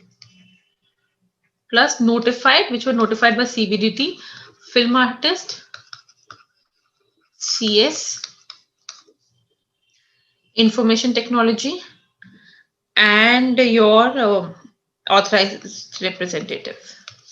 These are my notified professions. These are my notified professions, and yes, this list has to be remembered. These are my notified professions. So now if you are an assessee who is into this notified profession, then you have to compulsory maintain your books of accounts. Then you have to compulsory maintain your book of account.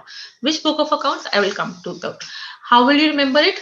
Now, I used to remember it like my how many streams are there in 11th? Commerce, arts, science, right? So science में either you go to medical engineering, commerce में either you go to legal or accountancy, arts में obviously you can go to architecture or interior decorator, and then there is IT में technical consultancy and IT. ठीक है? And if you are into arts or film artist, and if you have taken commerce, then you can go to CS. So all of these are covered like that. This is how I used to remember it. You can remember it this way. There are total 7 which are in your section 44AA plus 4 notified. So total 11 notified professions. Film artists may everyone from actor, director, screenplay, lyricist, choreographer, story writer, all of them are covered.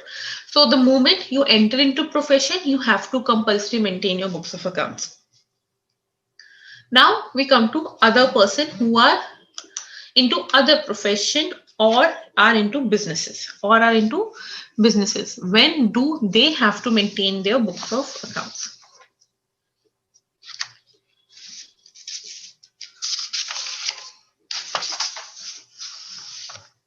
So individual and HUF have to maintain their books of accounts if they're already running a business when either their income is more income from business, not total income from business.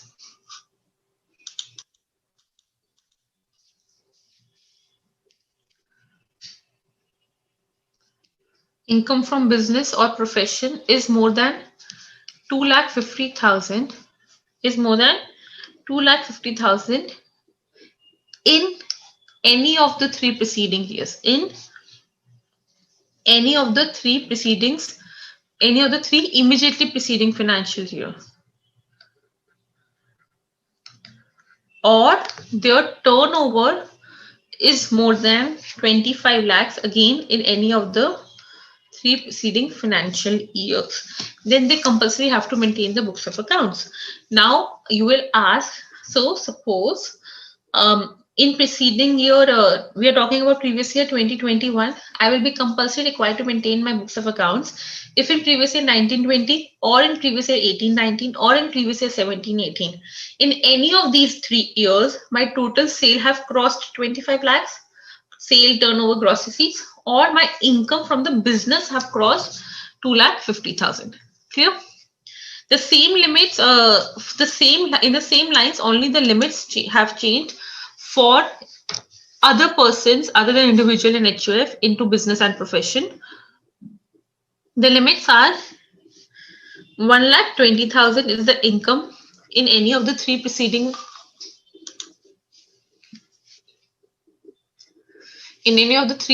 financial year, or 10 lakh is the turnover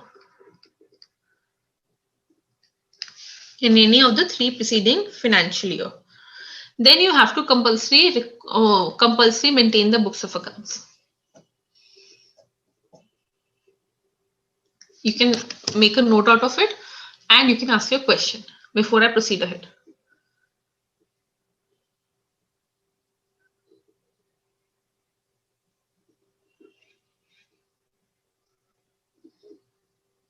Student, just 1 second, light is fluctuating.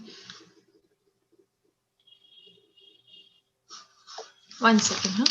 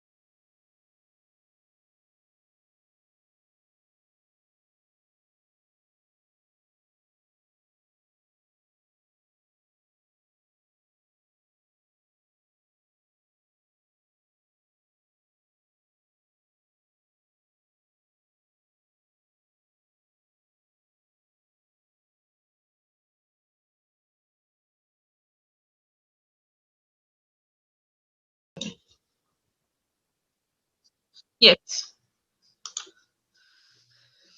Sorry to take this 5 minutes pause, some light fluctuation happened. Anyway, back to the point. So we were discussing about when the books of accounts have to be compulsory required to be maintained by SSEs. SSEs may be divided into notified profession and businesses and other professions. Notified professions may you have to compulsory maintain the books of accounts irrespective of your turnovers or your income. Always the moment you begin a legal profession, you have to maintain the books of accounts. Individuals HUF के लिए, if you have in the preceding 3 financial year either your business income more than 2,50,000 or your turnover more than 25 lakhs in any of the 3 preceding financial years. Other than individual HUF के लिए, the limit is less, 10 lakh turnover or 1,20,000 business income. Now a question comes, which books of accounts have to be maintained? For this category, they say any such books of accounts and documents have to be maintained which will help the assessing officer completing the assessment, meaning thereby that if in the coming future you or your income has to be scrutinized or has to be assessed, then at that time there should be such relevant information and documents which will help the assessing officer to complete the process.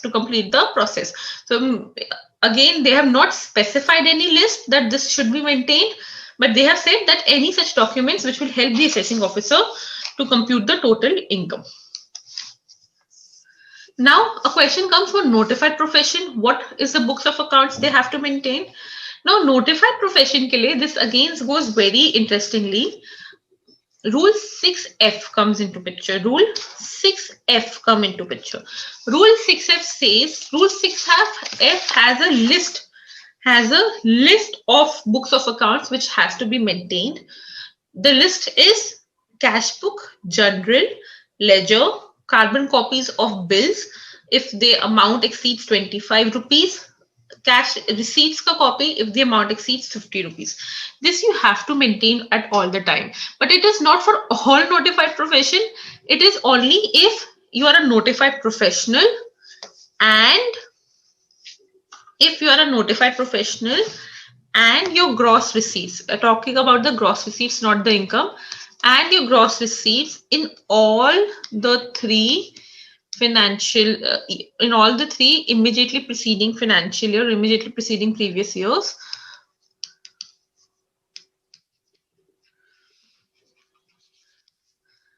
exceeds 1,50,000.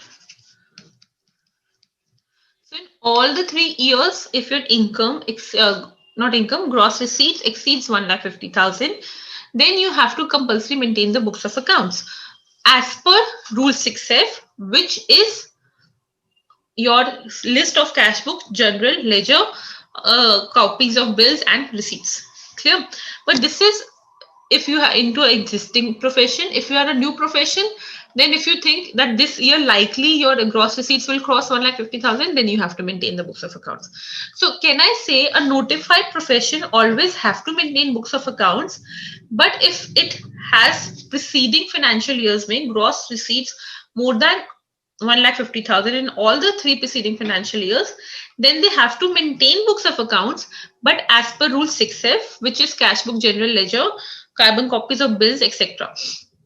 But if you are a notified profession, but do not have a gross receipts of more than 1,50,000 in the 3 preceding financial years, then also you have to maintain the books of accounts, but not as per Rule 6F.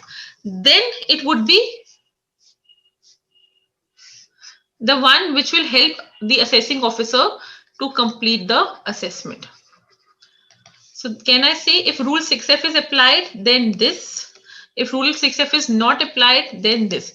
But anyway, anyhow, notified profession always have to maintain the books of accounts. So is section 44AA clear? But yes, there are certain exceptions who do not have to maintain the books of accounts, which I will tell you when we will do presumptive income.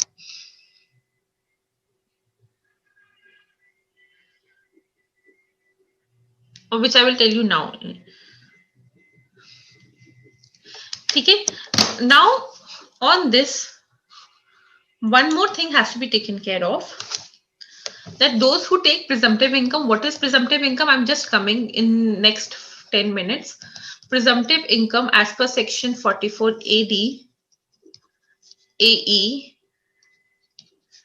ADA and 44 AE do not have to maintain their books of accounts if they're claiming the income presumptive as per these sections. Okay. Next, we come to compulsory audit. Now, those who were sleeping in this compulsory maintenance books of account, because it's a simple section, please come back because this is very, very important section. Audit of accounts of certain persons carrying on business or profession. Now, this year there has been a change. So please, everyone on the screen, Section 44 AB, compulsory maintenance of books of accounts, compulsory audit of books of accounts. Now, first of all, this audit can be tax audit, but if you're required to get audit in other law, then that audit will suffice, but only the report under format 3CA, 3CB, and 3CD has to go. Okay, no one asked me, ma'am, how much years के लिए books has to be maintained? CBDT has said that minimum 6 years from the end of the assessment years, the books have to be maintained. Okay, this is a timeline which is notified. Okay, back to compulsory audit. Now, who are required to compulsory audit? Number 1.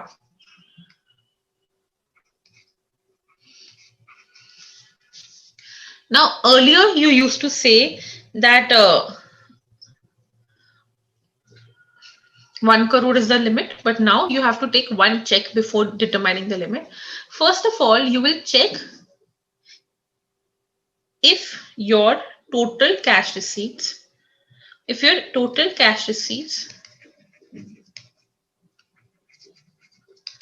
are equal to or less than basically 5% of your total receipts. What is total receipts?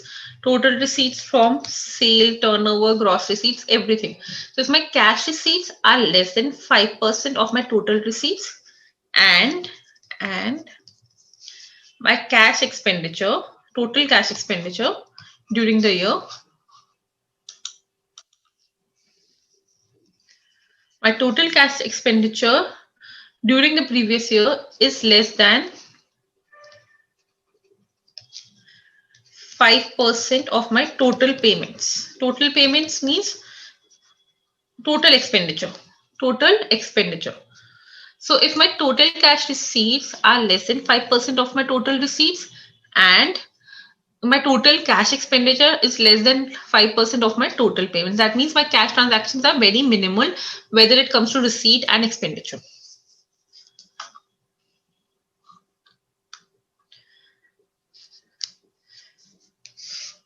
If yes, then the audit would be compulsory. If yes, then the audit would be compulsory only when your sales or turnover during the financial year or during the previous year exceeds 5 crore. That means if you have a very minimum of cash transactions, then your audit will not be required to be done up till a turnover of 5 crores. That means if you cross 5 crores, then the audit has to be done. But if your cash receipts either or both, that means suppose your cash receipts are more than 5% of your total receipts, or your cash expenditure is more than 5% of my total expenditure, or both, then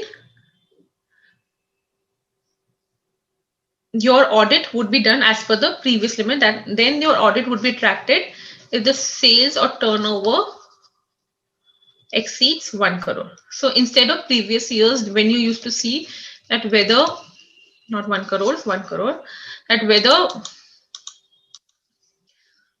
audit would be tracked, you only used to see 1 crore as a limit, but now you have to see either 1 crore or 5 crore, which will depend upon the cash receipts and cash expenditure ka limit. If they are into the threshold, then fine. If you have minimum cash receipts, that means more of it is on digital, on banks, on everything is basically digital and white, then your turnover for tax audit would be 5 crore. Otherwise, your turnover would be 1 crore. Clear? Now, this is the amendment which has come from it. Now, if your turnover is 2 crores or more than 1 crore, but up to 2 crore. If your turnover is more than 1 crore, but up to 2 crore, then you have an option to claim presumptive income under section 44AD, which I will let you know now. So if your income is more than 1 crore but up to 2 crore, then you have option to claim section 44AD. And if you're following section 44AD, then audit is not mandatory, even if your turnover is more than 1 crore, even if your cash receipts are more than 5%, even if your cash expenditures are more than 5% of the prescribed limit, but provided your turnover is up to 2 crores. If your turnover is up to more than 2 crores, and you have cash receipts of more than 5%, then audit is compulsory. If your turnover is more than 3 crores, if you have cash receipts more than 5%, then audit is compulsory, or cash expenditure, or both. If your turnover is more than 5 crores, but you have cash receipts less than 5%, then also audit is mandatory. Any permutation and combination can be applied to understand whether audit is mandatory or not. Is it clear?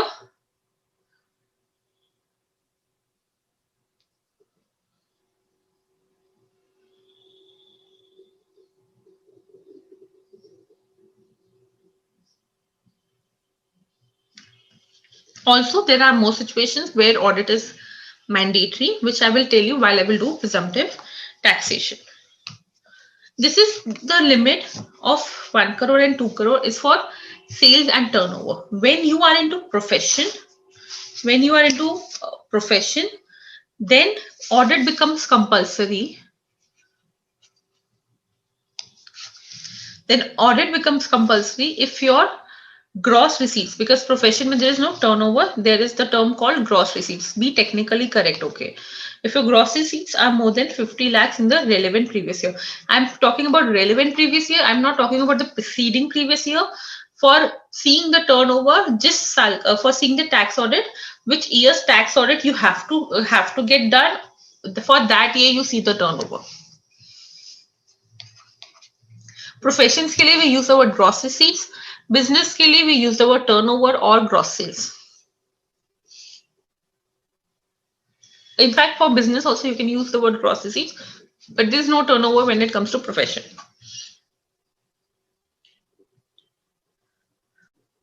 Clear? Another thing, audit report has to be signed by chartered accountant. No other person can do it. Chartered accountant has to file such report before in the e-filing account before 1 month from the due date of the filing of return date. So the due date is 31st October. Audit report has to be filed within 30th September. If the due date is 30th November, audit report has to be filed within 31st of October. Okay?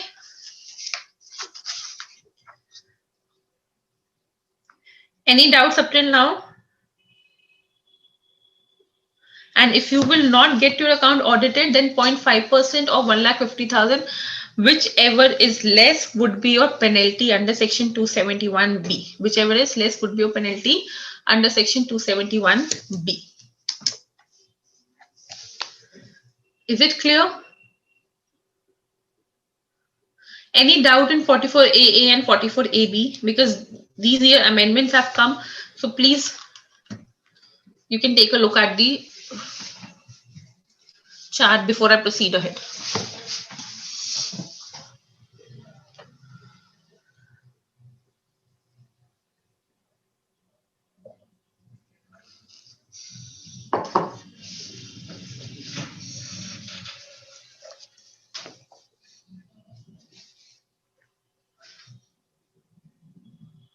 Okay.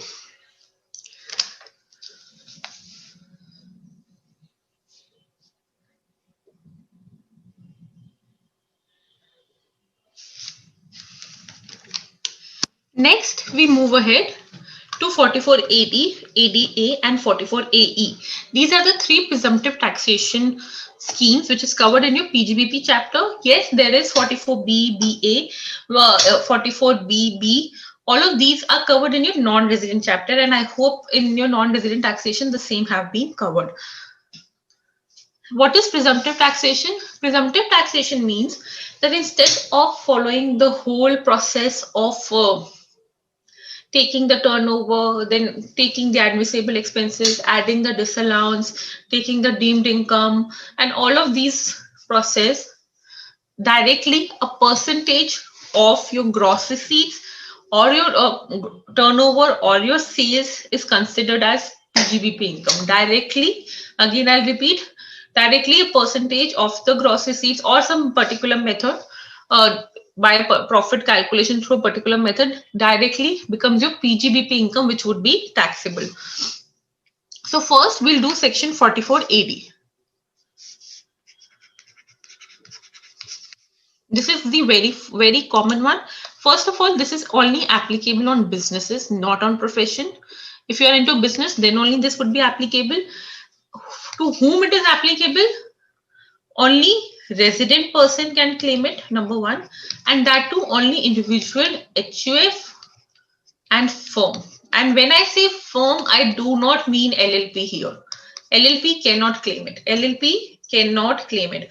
Only individual, HUF, firm, not LLP, and that too resident. So companies cannot take it, AOP cannot take it, BOI cannot take it.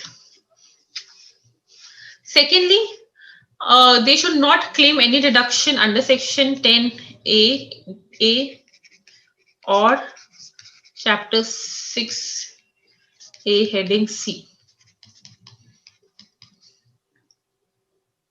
Secondly, I told you if you have to be in business, but business of flying hiring will not be covered here because flying hiring ke liye we have separate presumptive taxation section. Secondly, if you are into a business of commission and brokerage, if you are into a business of commission and brokerage, then also this section would not apply to you. Or if you are into a business of agencies, carrying on agencies, like Amway ki agency and Oriflame ka agency, those. So then you cannot claim 44AD. So this is about who can claim and who can not claim. Then when you can claim? Only when if your turnover or gross receipts is up to 200 lakhs, is up to 200 lakhs, or that is 2 crore. Up to 2 crore, then only you can claim it. Now, again, a question can come, if you're running multiple businesses and each business ka turnover has to be taken. Again, conservatives and liberals and some say each business ka turnover should be taken up, which actually should be the case. But again, if your assessing officer is very conservative, he can take in another opinion. But if I'm running 3 businesses, so each business ka turnover, I can say I have to take to consider 44AD. So I can take 44AD in one, but I cannot take 44AD in my another business. Now comes about the main part. What would be the presumptive income? What would be the presumptive income? So presumptive income would be 8% or 6% of my turnover or gross receipts. But mind you people, 8% and 6% is a very, very high and reasonable amount to consider as income. Many businesses run at a net profit of hardly 3-4% or even survival profits. But 8% and 6% is a very good range. So income tax is not all generous to give you 8 or 6%. 8% is a good range. So 8% or 6% of the turnover would be my income, direct PGBP income.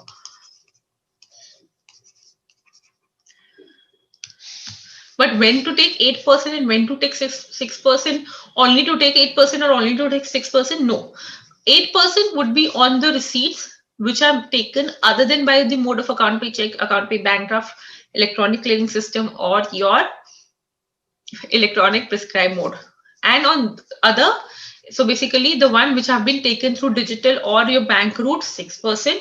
The one which have not been taken through digital or bank route, basically your cash receipts, uspe you will apply 8%. So if I have total 70 lakhs ka turnover, out of which 30 lakhs was received through cash and 40 lakhs was received through bank, then 40 lakhs pay 6% plus 30 lakhs pay 8% would be my income.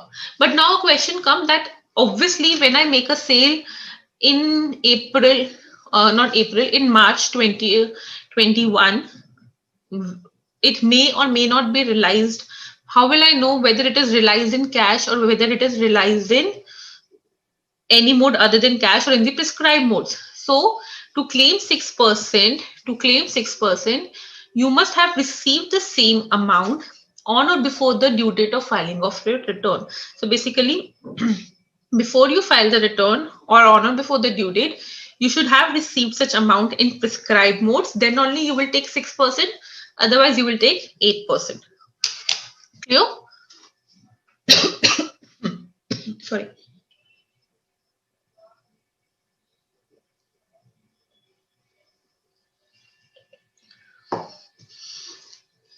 Yes or no?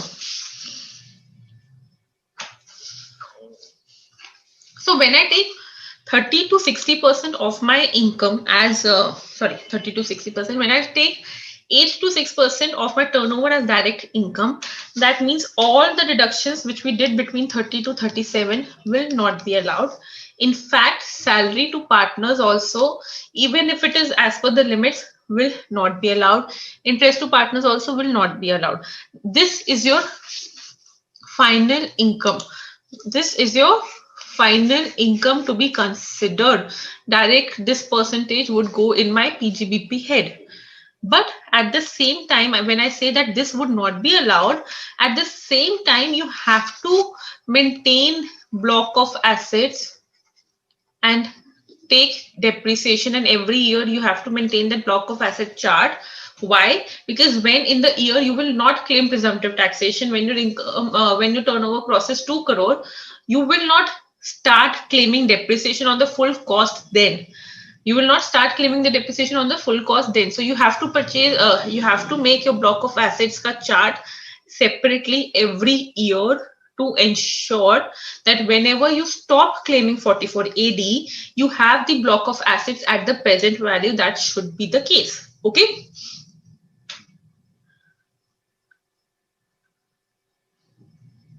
Another question comes, can we show higher profits? That means if I want to claim loan amount and I want to show my income high, can we show it more than 8%, 6%? The answer is yes. Yes, you can show it more than 8% and 6%. Now a question comes, can you show lower profits? Can you show lower profit? That means you are saying that the halat is really bad. I have not made any profits this year, or I have made very minimum profit. Why to even pay 8% or 6%? So the answer is yes, you can claim lower profits, but if your income is more than basic exemption limit, then in that case, you have to maintain the books of accounts and get the audit done. That means, what did I tell you? When we were doing 44AA, I told you that assessees who claim presumptive taxation do not have to maintain the books of accounts.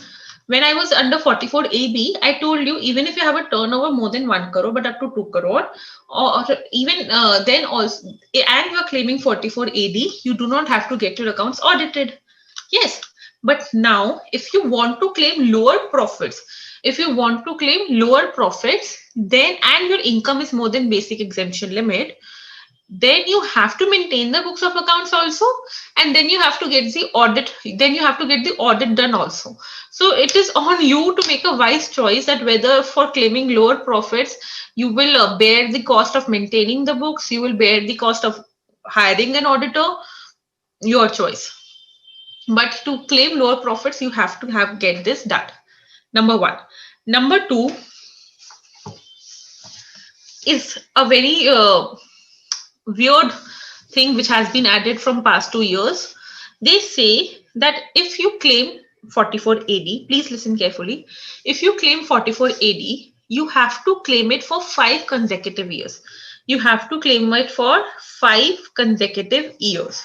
And if you will not claim it for 5 consecutive years, then in that year and the next 5 consecutive years, you cannot claim 44AD. And in such situation, in all these 5 years and the year in which you will not claim it, you have to maintain the books of accounts. You have to get the audit done if your income is more than basic exemption limit. So let me give an example.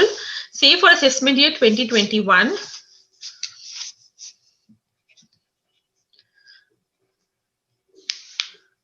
if after declaring profits, okay, in 44AD, for assessment year 2020,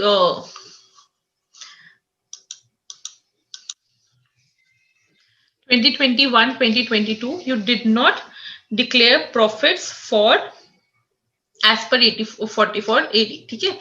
You did not declare profit as per 44AD for 21, 22.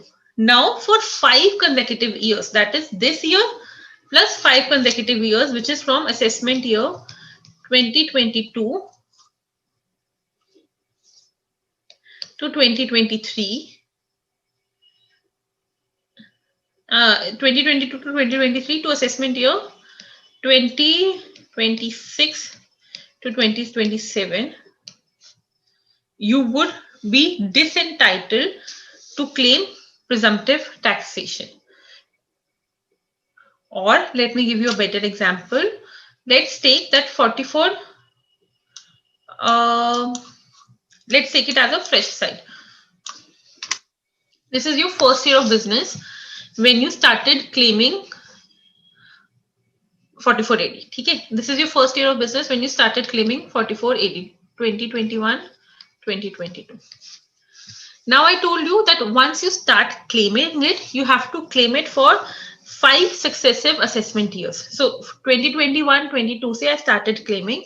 So I have to claim it in this year and 5 successive years, which is my 22, 23 to 26, 27. I have to claim 44AD. I have to claim 44AD. I cannot say that if my I want to show lower profits, I want to show lower profits, hence I cannot claim 44AD. Obviously, if your turnover has crossed 2 crores, that is one scenario, then obviously you cannot claim it. But if you want to claim lower profits, you cannot do it. But if you still are very adamant and you did not show your return, say for assessment year 23-24, as per 44AD, you did not show it, okay? Again, I'll repeat the figures. If you started claiming as in assessment year 21-22, then that year and for the next 5 successive years, you have to claim 44AD, number 1. If I did not claim it, if suppose in 23-24, I did not claim for AD, I showed lower profits.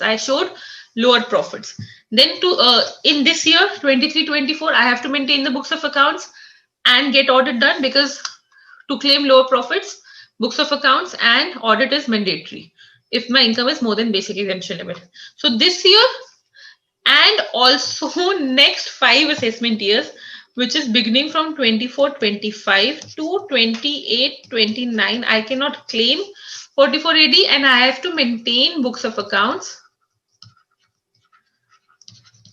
plus get the audit done. So if I have to sum it up, if my income is more than basic exemption limit. So if I have to sum it up, once you start claiming 44AD, you have to claim it for that particular year and 5 successive assessment years. If you do not claim it in any of these assessment years, 5 successive assessment years, then in that year when you have not claimed and the next 5 successive assessment years, you cannot claim 44AD. But for all these 1 + 5, 6 years, you have to maintain books of accounts, you have to get audit done, provided your income is more than basic exemption limit. So this is what a very weird thing which has been added in this. Basically, it is for for businesses which as per their wish used to come go for under 44AD, depending upon what benefit they choose to take or not. So that's why this section, this limit has been introduced. Is it clear? Yes or no? And the final thing which talks about this section is whether advance tax is required to be paid or not. So advance tax is required to be paid by them, but since they're taking presumptive taxation, only one date is there, which is 15th March, not in installment. 15th March, 100% of the advance tax liability has to be discharged by them.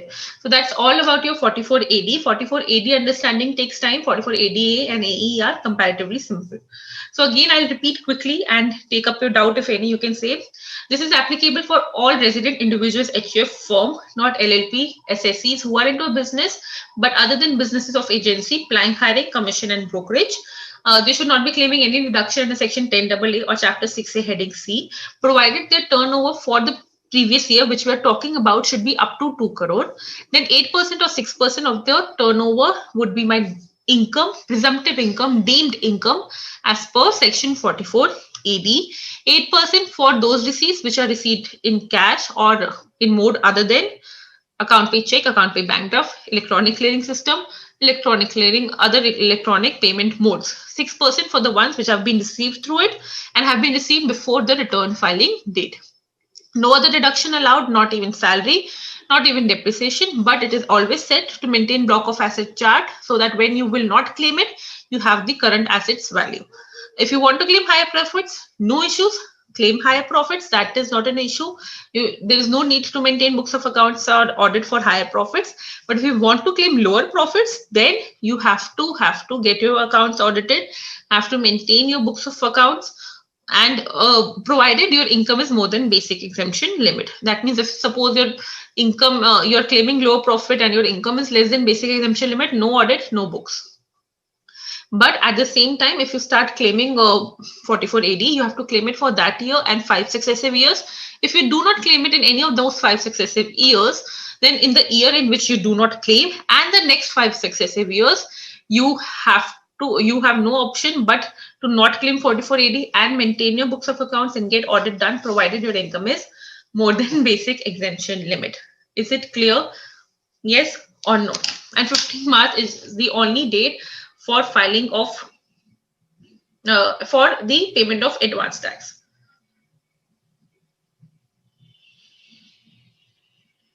Everyone, please tell yes, no, anything. Be participative. Yeah? Today, everyone is on low energy. Why?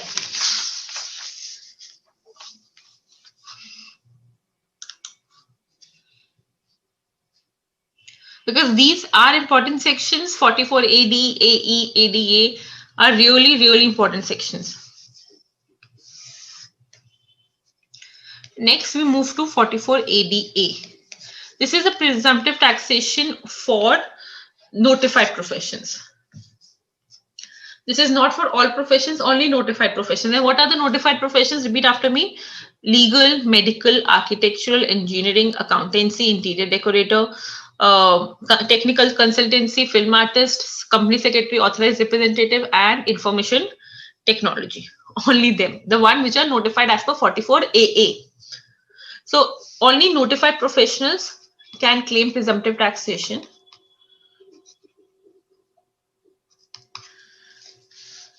For them, their business, I'm saying their profession,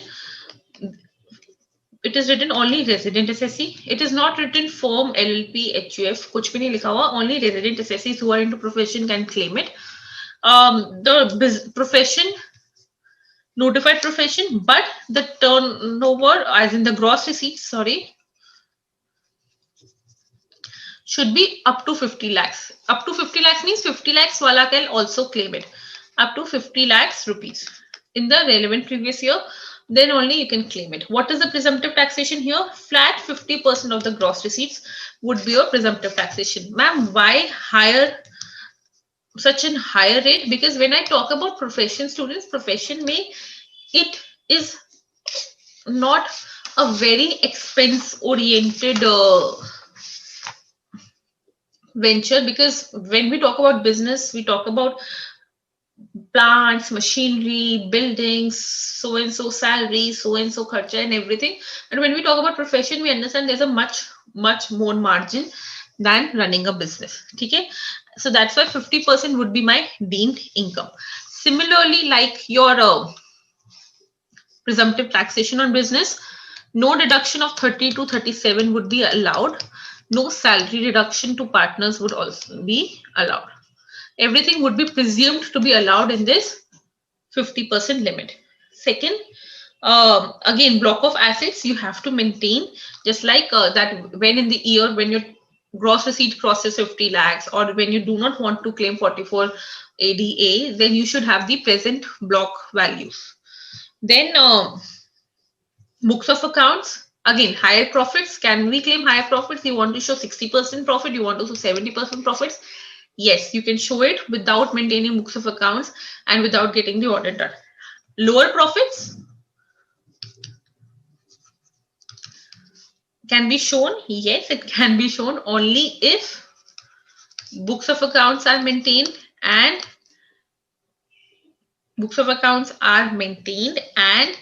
audit is done. Again, provided your income is more than basic exemption limit for that year.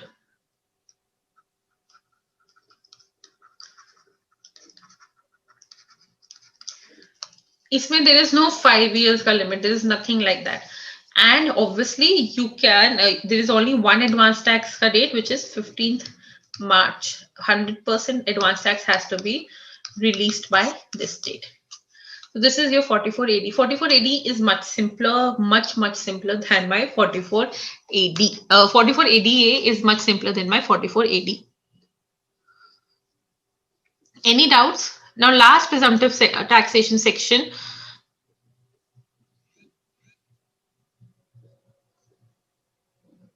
Students, yes, no, active, less, no. Come on, be participative. It is not that boring. It is very interesting. And again, MCQ case scenario is guaranteed from such. 44AE is for assessees. 44AE is for assessees who is into the business of plying, hiring, or leasing goods carriages. Basically, who's into a business of transportation. Trucks, vagera, plying, hiring,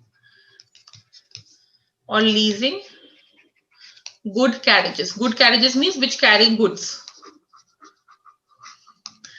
When can you claim 44AD? When you do not have any time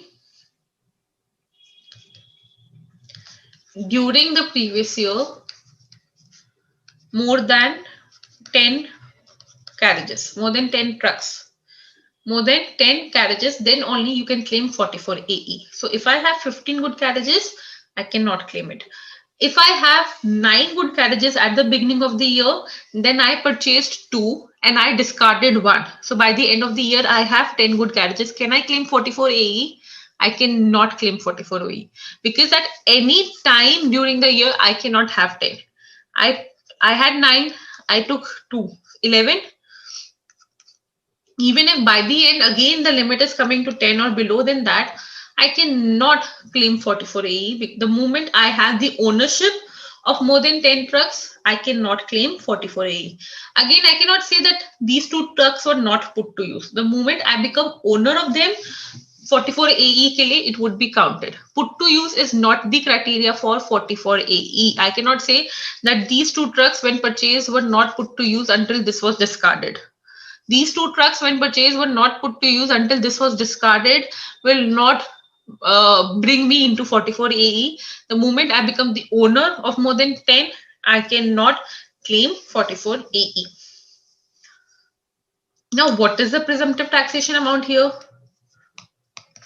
Presumptive. Now, here presumptive taxation is not a rate. Rather, it is a per truck limit. Now, there can be heavy trucks, heavy vehicle. There can be other than heavy vehicle.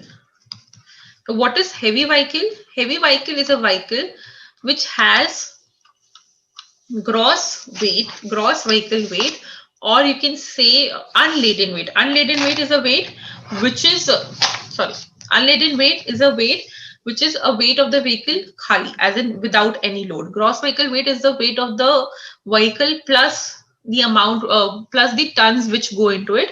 That is the gross vehicle weight. If both the weights are given, which you have to take, then you have to take gross vehicle weight. But when we talk about your trawlers or your cranes, which then we will take unladen weight. Okay, so heavy vehicles are the vehicles which have a weight of more than 12 tons. More than 12 tons. And what is 12 tons? 12 tons is equal to 12,000 kilograms. 1 ton is equal to 1,000 kilograms. So 12 tons is equal to 12,000 kilograms. So heavy vehicle would be a vehicle which has a weight of more than 12 tons. Gross other vehicles would be defined as other than heavy vehicles. So if I have a vehicle of 10 ton, that would be other than heavy. If I have a vehicle of 15 ton, that would be heavy. How is presumptive income carried? For other than heavy vehicle, you will take it 7,500 per vehicle per month. I'll do the question of this, don't worry. So if I have two other than heavy vehicles, so two vehicles and I owned two carriages, which I owned it from the beginning of the year. So two carriages, 7,500 for each into 12 would be my presumptive income.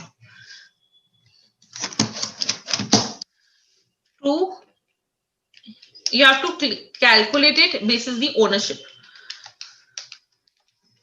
So 1,80,000 would be my presumptive income. But suppose if I say I had one other than heavy vehicle and another heavy vehicle was purchased at the end of the month or at the beginning of the month of October. Part of the month or full month would be considered as one. So I purchased on say 15th October. So one heavy vehicle I had for whole year. So one heavy vehicle into 7,500 into 12. Plus another heavy vehicle, I purchased it from October. So October, November, December, January, February, March, 6 months. So another heavy vehicle into 7,500 into 6. Total comes to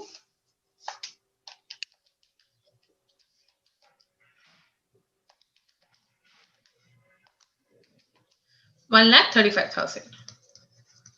Is it clear? Yes. This is how you will carry the weight. Now, how to calculate the income for heavy vehicles. Heavy vehicles ke liye, instead of flat amount like 7,500 per month we have, here it goes, please dhyan se, 1,000 per ton per month, 1,000 per ton per month for each vehicle owned. So if I have a heavy vehicle of 15,000 kilograms, so 15 ton, so one heavy vehicle I have from April, so 1,000 per ton into 12 would be my presumptive income from this carriage. So 1,000 into 15 into 12, 1,80,000. Is it clear? Yes. I'll give you one more question to do, students. Again, 10-15 minutes the class will extend. We'll wrap it up the chapter. Any of your doubts you can meanwhile take it or ping it to me by 9-10 so that I can take it before the class gets over.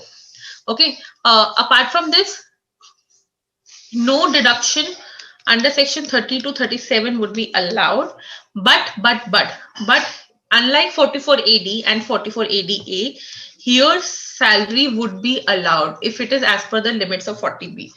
Here salary would be allowed. Their salary was not allowed. Here salary would be allowed. Again, block of assets have to be maintained. Lower profits can be claimed. Higher profits, yes, claimed. Lower profits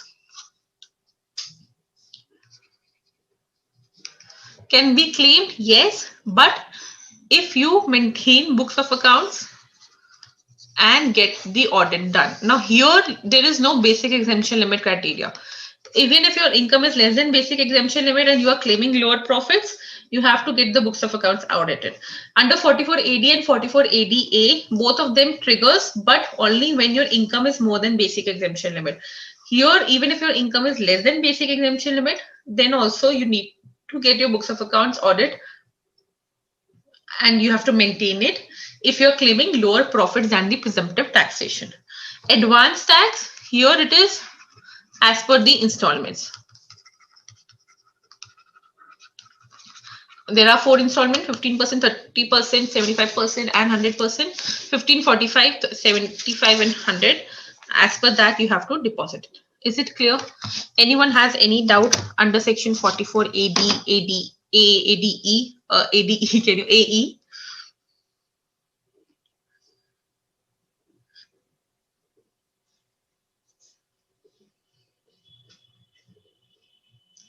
Ambika, please remind me again when we are at by 9:10 that this topic, please do repeat it. Others?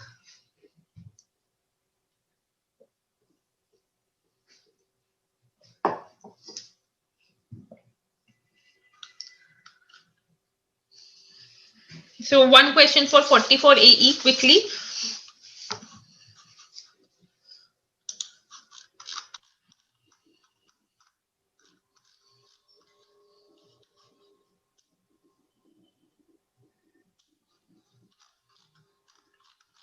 On your screen, everyone, please.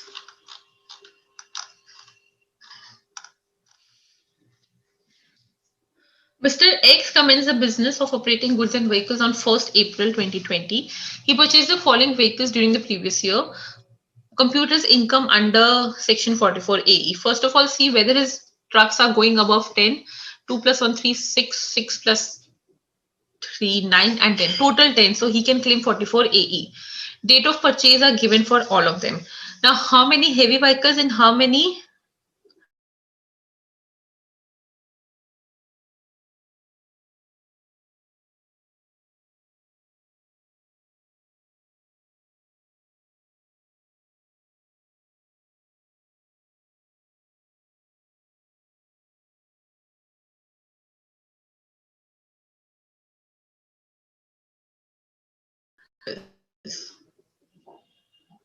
okay. Now, for first to 4, now 7,000 ka truck I purchased it in 10th April. So I had an ownership of full 12 months. I had an ownership of full 12 months. So 2 into 7,500 into 12, right? Then 6,500 ka truck I purchased in 15th March 2021. So this truck, one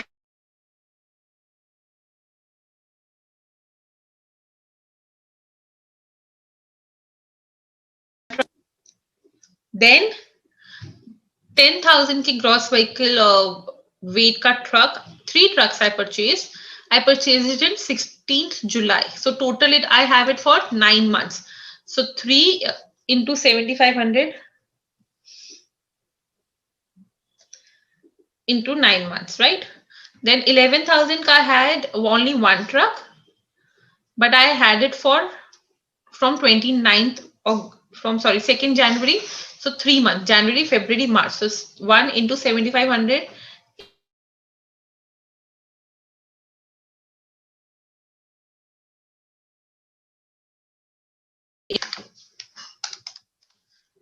sorry.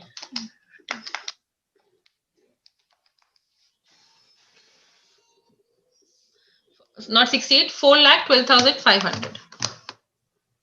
Okay. And for the heavy vehicles, 1,000 into 15 into 2 into 8 months. 1,000 into 15 into 1 into 2 months. So total answer would be your 6,82,500. It does not matter when have you put to use, the moment you have the ownership of it would matter. Clear? So anyone has any doubt with this, we complete all of your sections, all of your deductions, admissibility, inadmissibility in relation to your PGBP. But as promised, we'll go back to our section 28 because now understanding the chargeability of this section would be interesting, would be relatable and easy to understand. hope all the differences in these sections plus your 44 AD, AB and AA are clear. When to maintain books of accounts in case of presumptive taxations and when to get your audit done in case of presumptive taxation. I hope that is clear.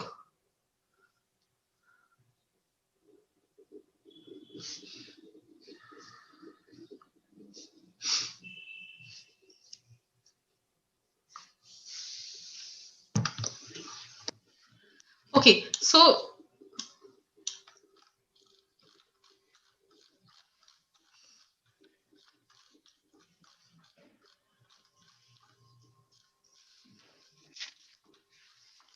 now we come to understanding of income chargeability. What all incomes are chargeable under this head? Now you can relate it much easier and much better.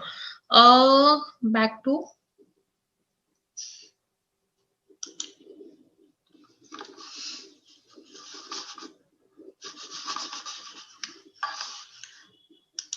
why my system is getting hanged. Everything happens at the last moment. Anyway.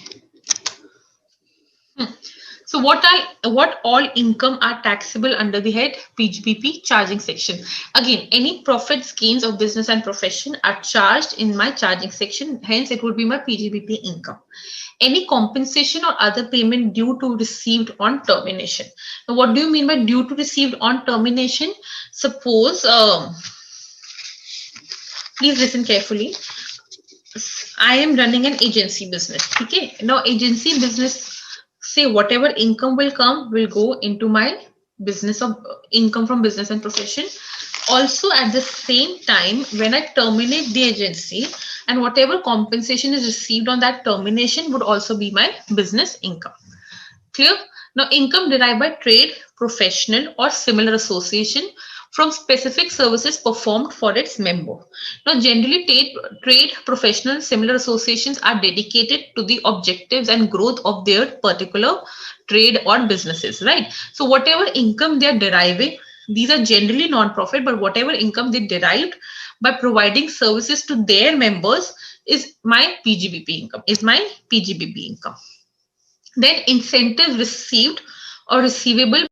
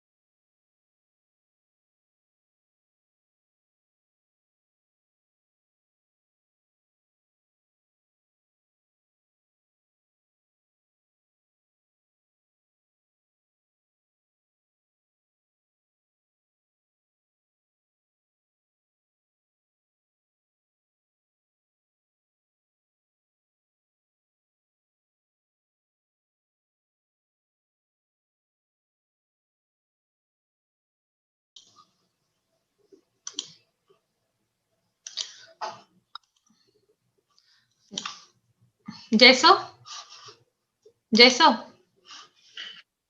sharing enable, please.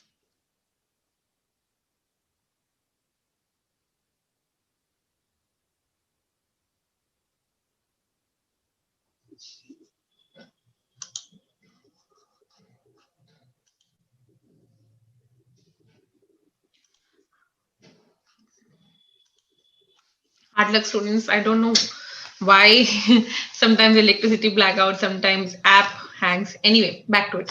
So I was telling you import entitlement. Now for me, if I'm not so much into import, but I'm still entitled to some percentage of import, but for me it is useless. So I give it to someone who needs to import and he needs an entitlement. He needs an entitlement. So I give it to them.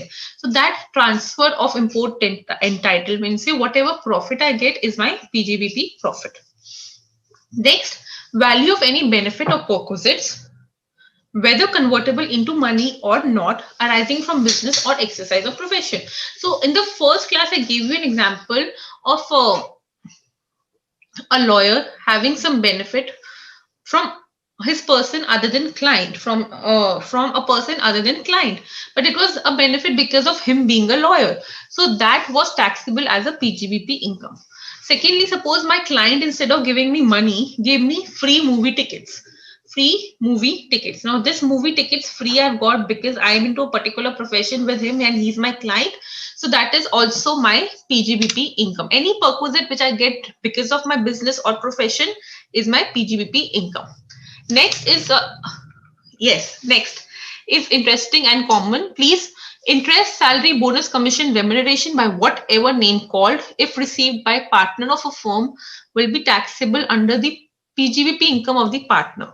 Now, when I was telling, when I was doing section 40B, section 40 clause B, I told you that whatever is allowed to partnership firm is taxable in the hands of partners, right?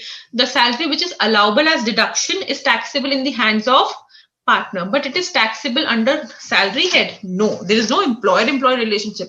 It is taxable under PGBP head.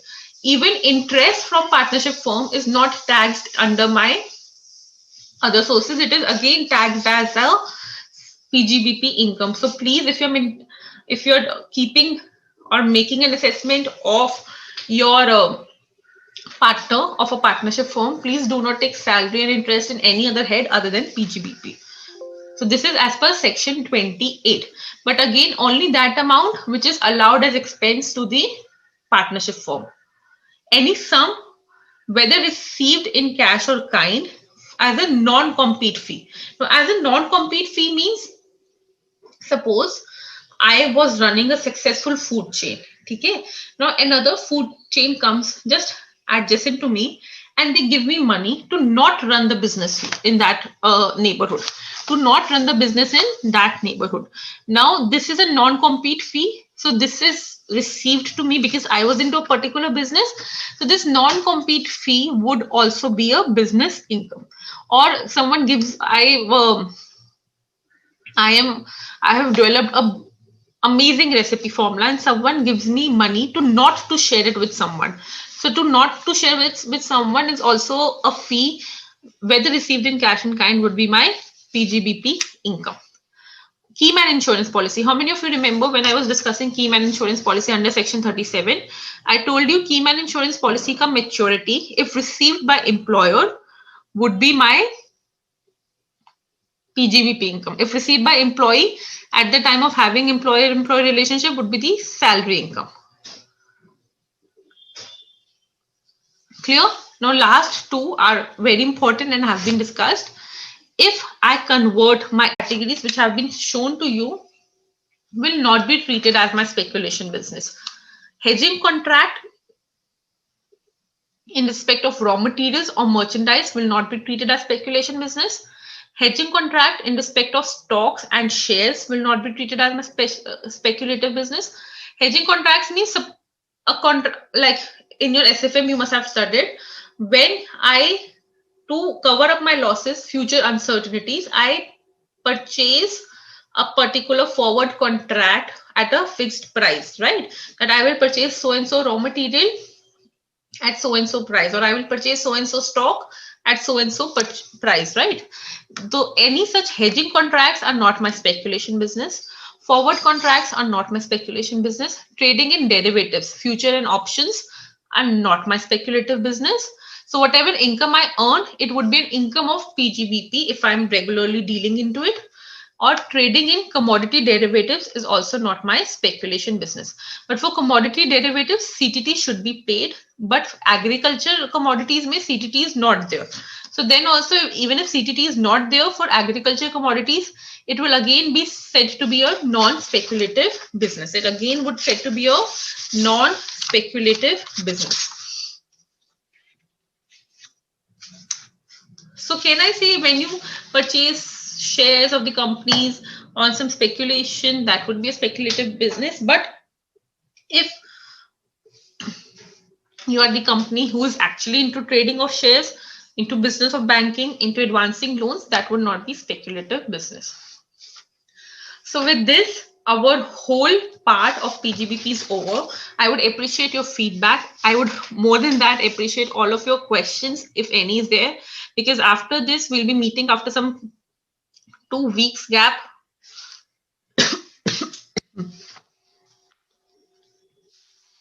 So any doubts?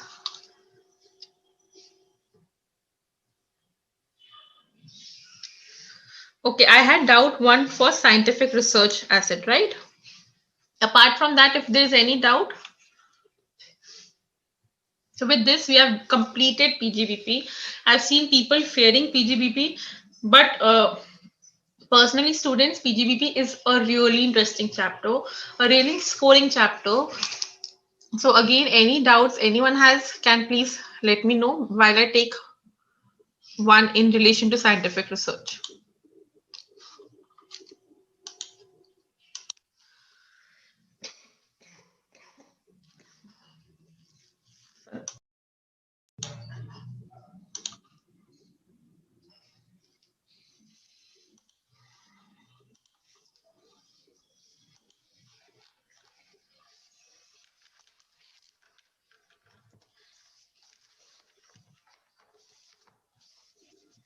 So everyone, this is a doubt for sale of scientific research asset. Now, when an asset is used for scientific research, 100% of that deduction goes under section 35, subsection 1, clause 4, other than land. Now, when you sell this asset after using it for other business. Now, when you use it for other business, then it gets added in the block, but it gets added in the block at nil value. Explanation 1 to section 43(1). When it is added in the block, then whatever happens with the block, part sale, full sale, it would be done accordingly. Okay? Now, when it is not added in block, that means just the time when scientific research got over, you sold the asset. You did not use it for any other business. Then what will happen?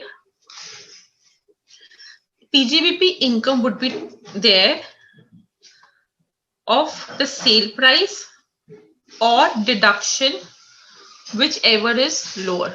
The deduction which you claimed or the sale price, whichever is lower, would be your PGBP income, provided that is within the cost. So the sale price is, if the deduction claimed was full cost 100, but sale price is 70, then 70 would be my PGBP income. If sale price is 110 and deduction is 100, then 100 would be my PGBP income. Over and above the cost will always go in my capital gain. Okay, but your module and the income tax writes this formula, that sale price plus deduction minus cost or deduction, whichever is lower. But in 99% cases, students, deduction and cost are same. That's why deduction and cost gets cancelled, and sale price and deduction, whichever is lower. Why have they given this? So only to cover up those cases where the cost is more and deduction claimed have been less. Clear, Ambika? Any other doubts, students?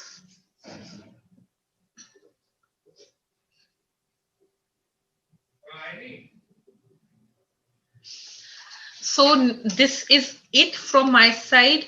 Again, students, one funda, please make yourself short notes. There may be n number of things which have been provided offline and online, but self study ka value is incomparable to anything, any material which is there. Practice questions as many as you can. um, just whenever you have any problem, first try to understand it with yourself being the assessee, and you will definitely be able to crack it better. Okay, so again, see you after some time. Till then, most importantly, stay safe, stay healthy, and study. Thank you so much.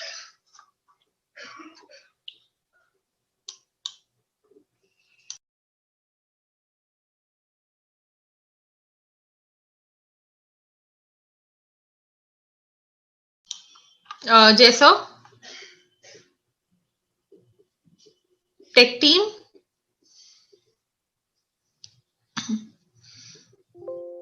Yes, yes. Thank you. Good night.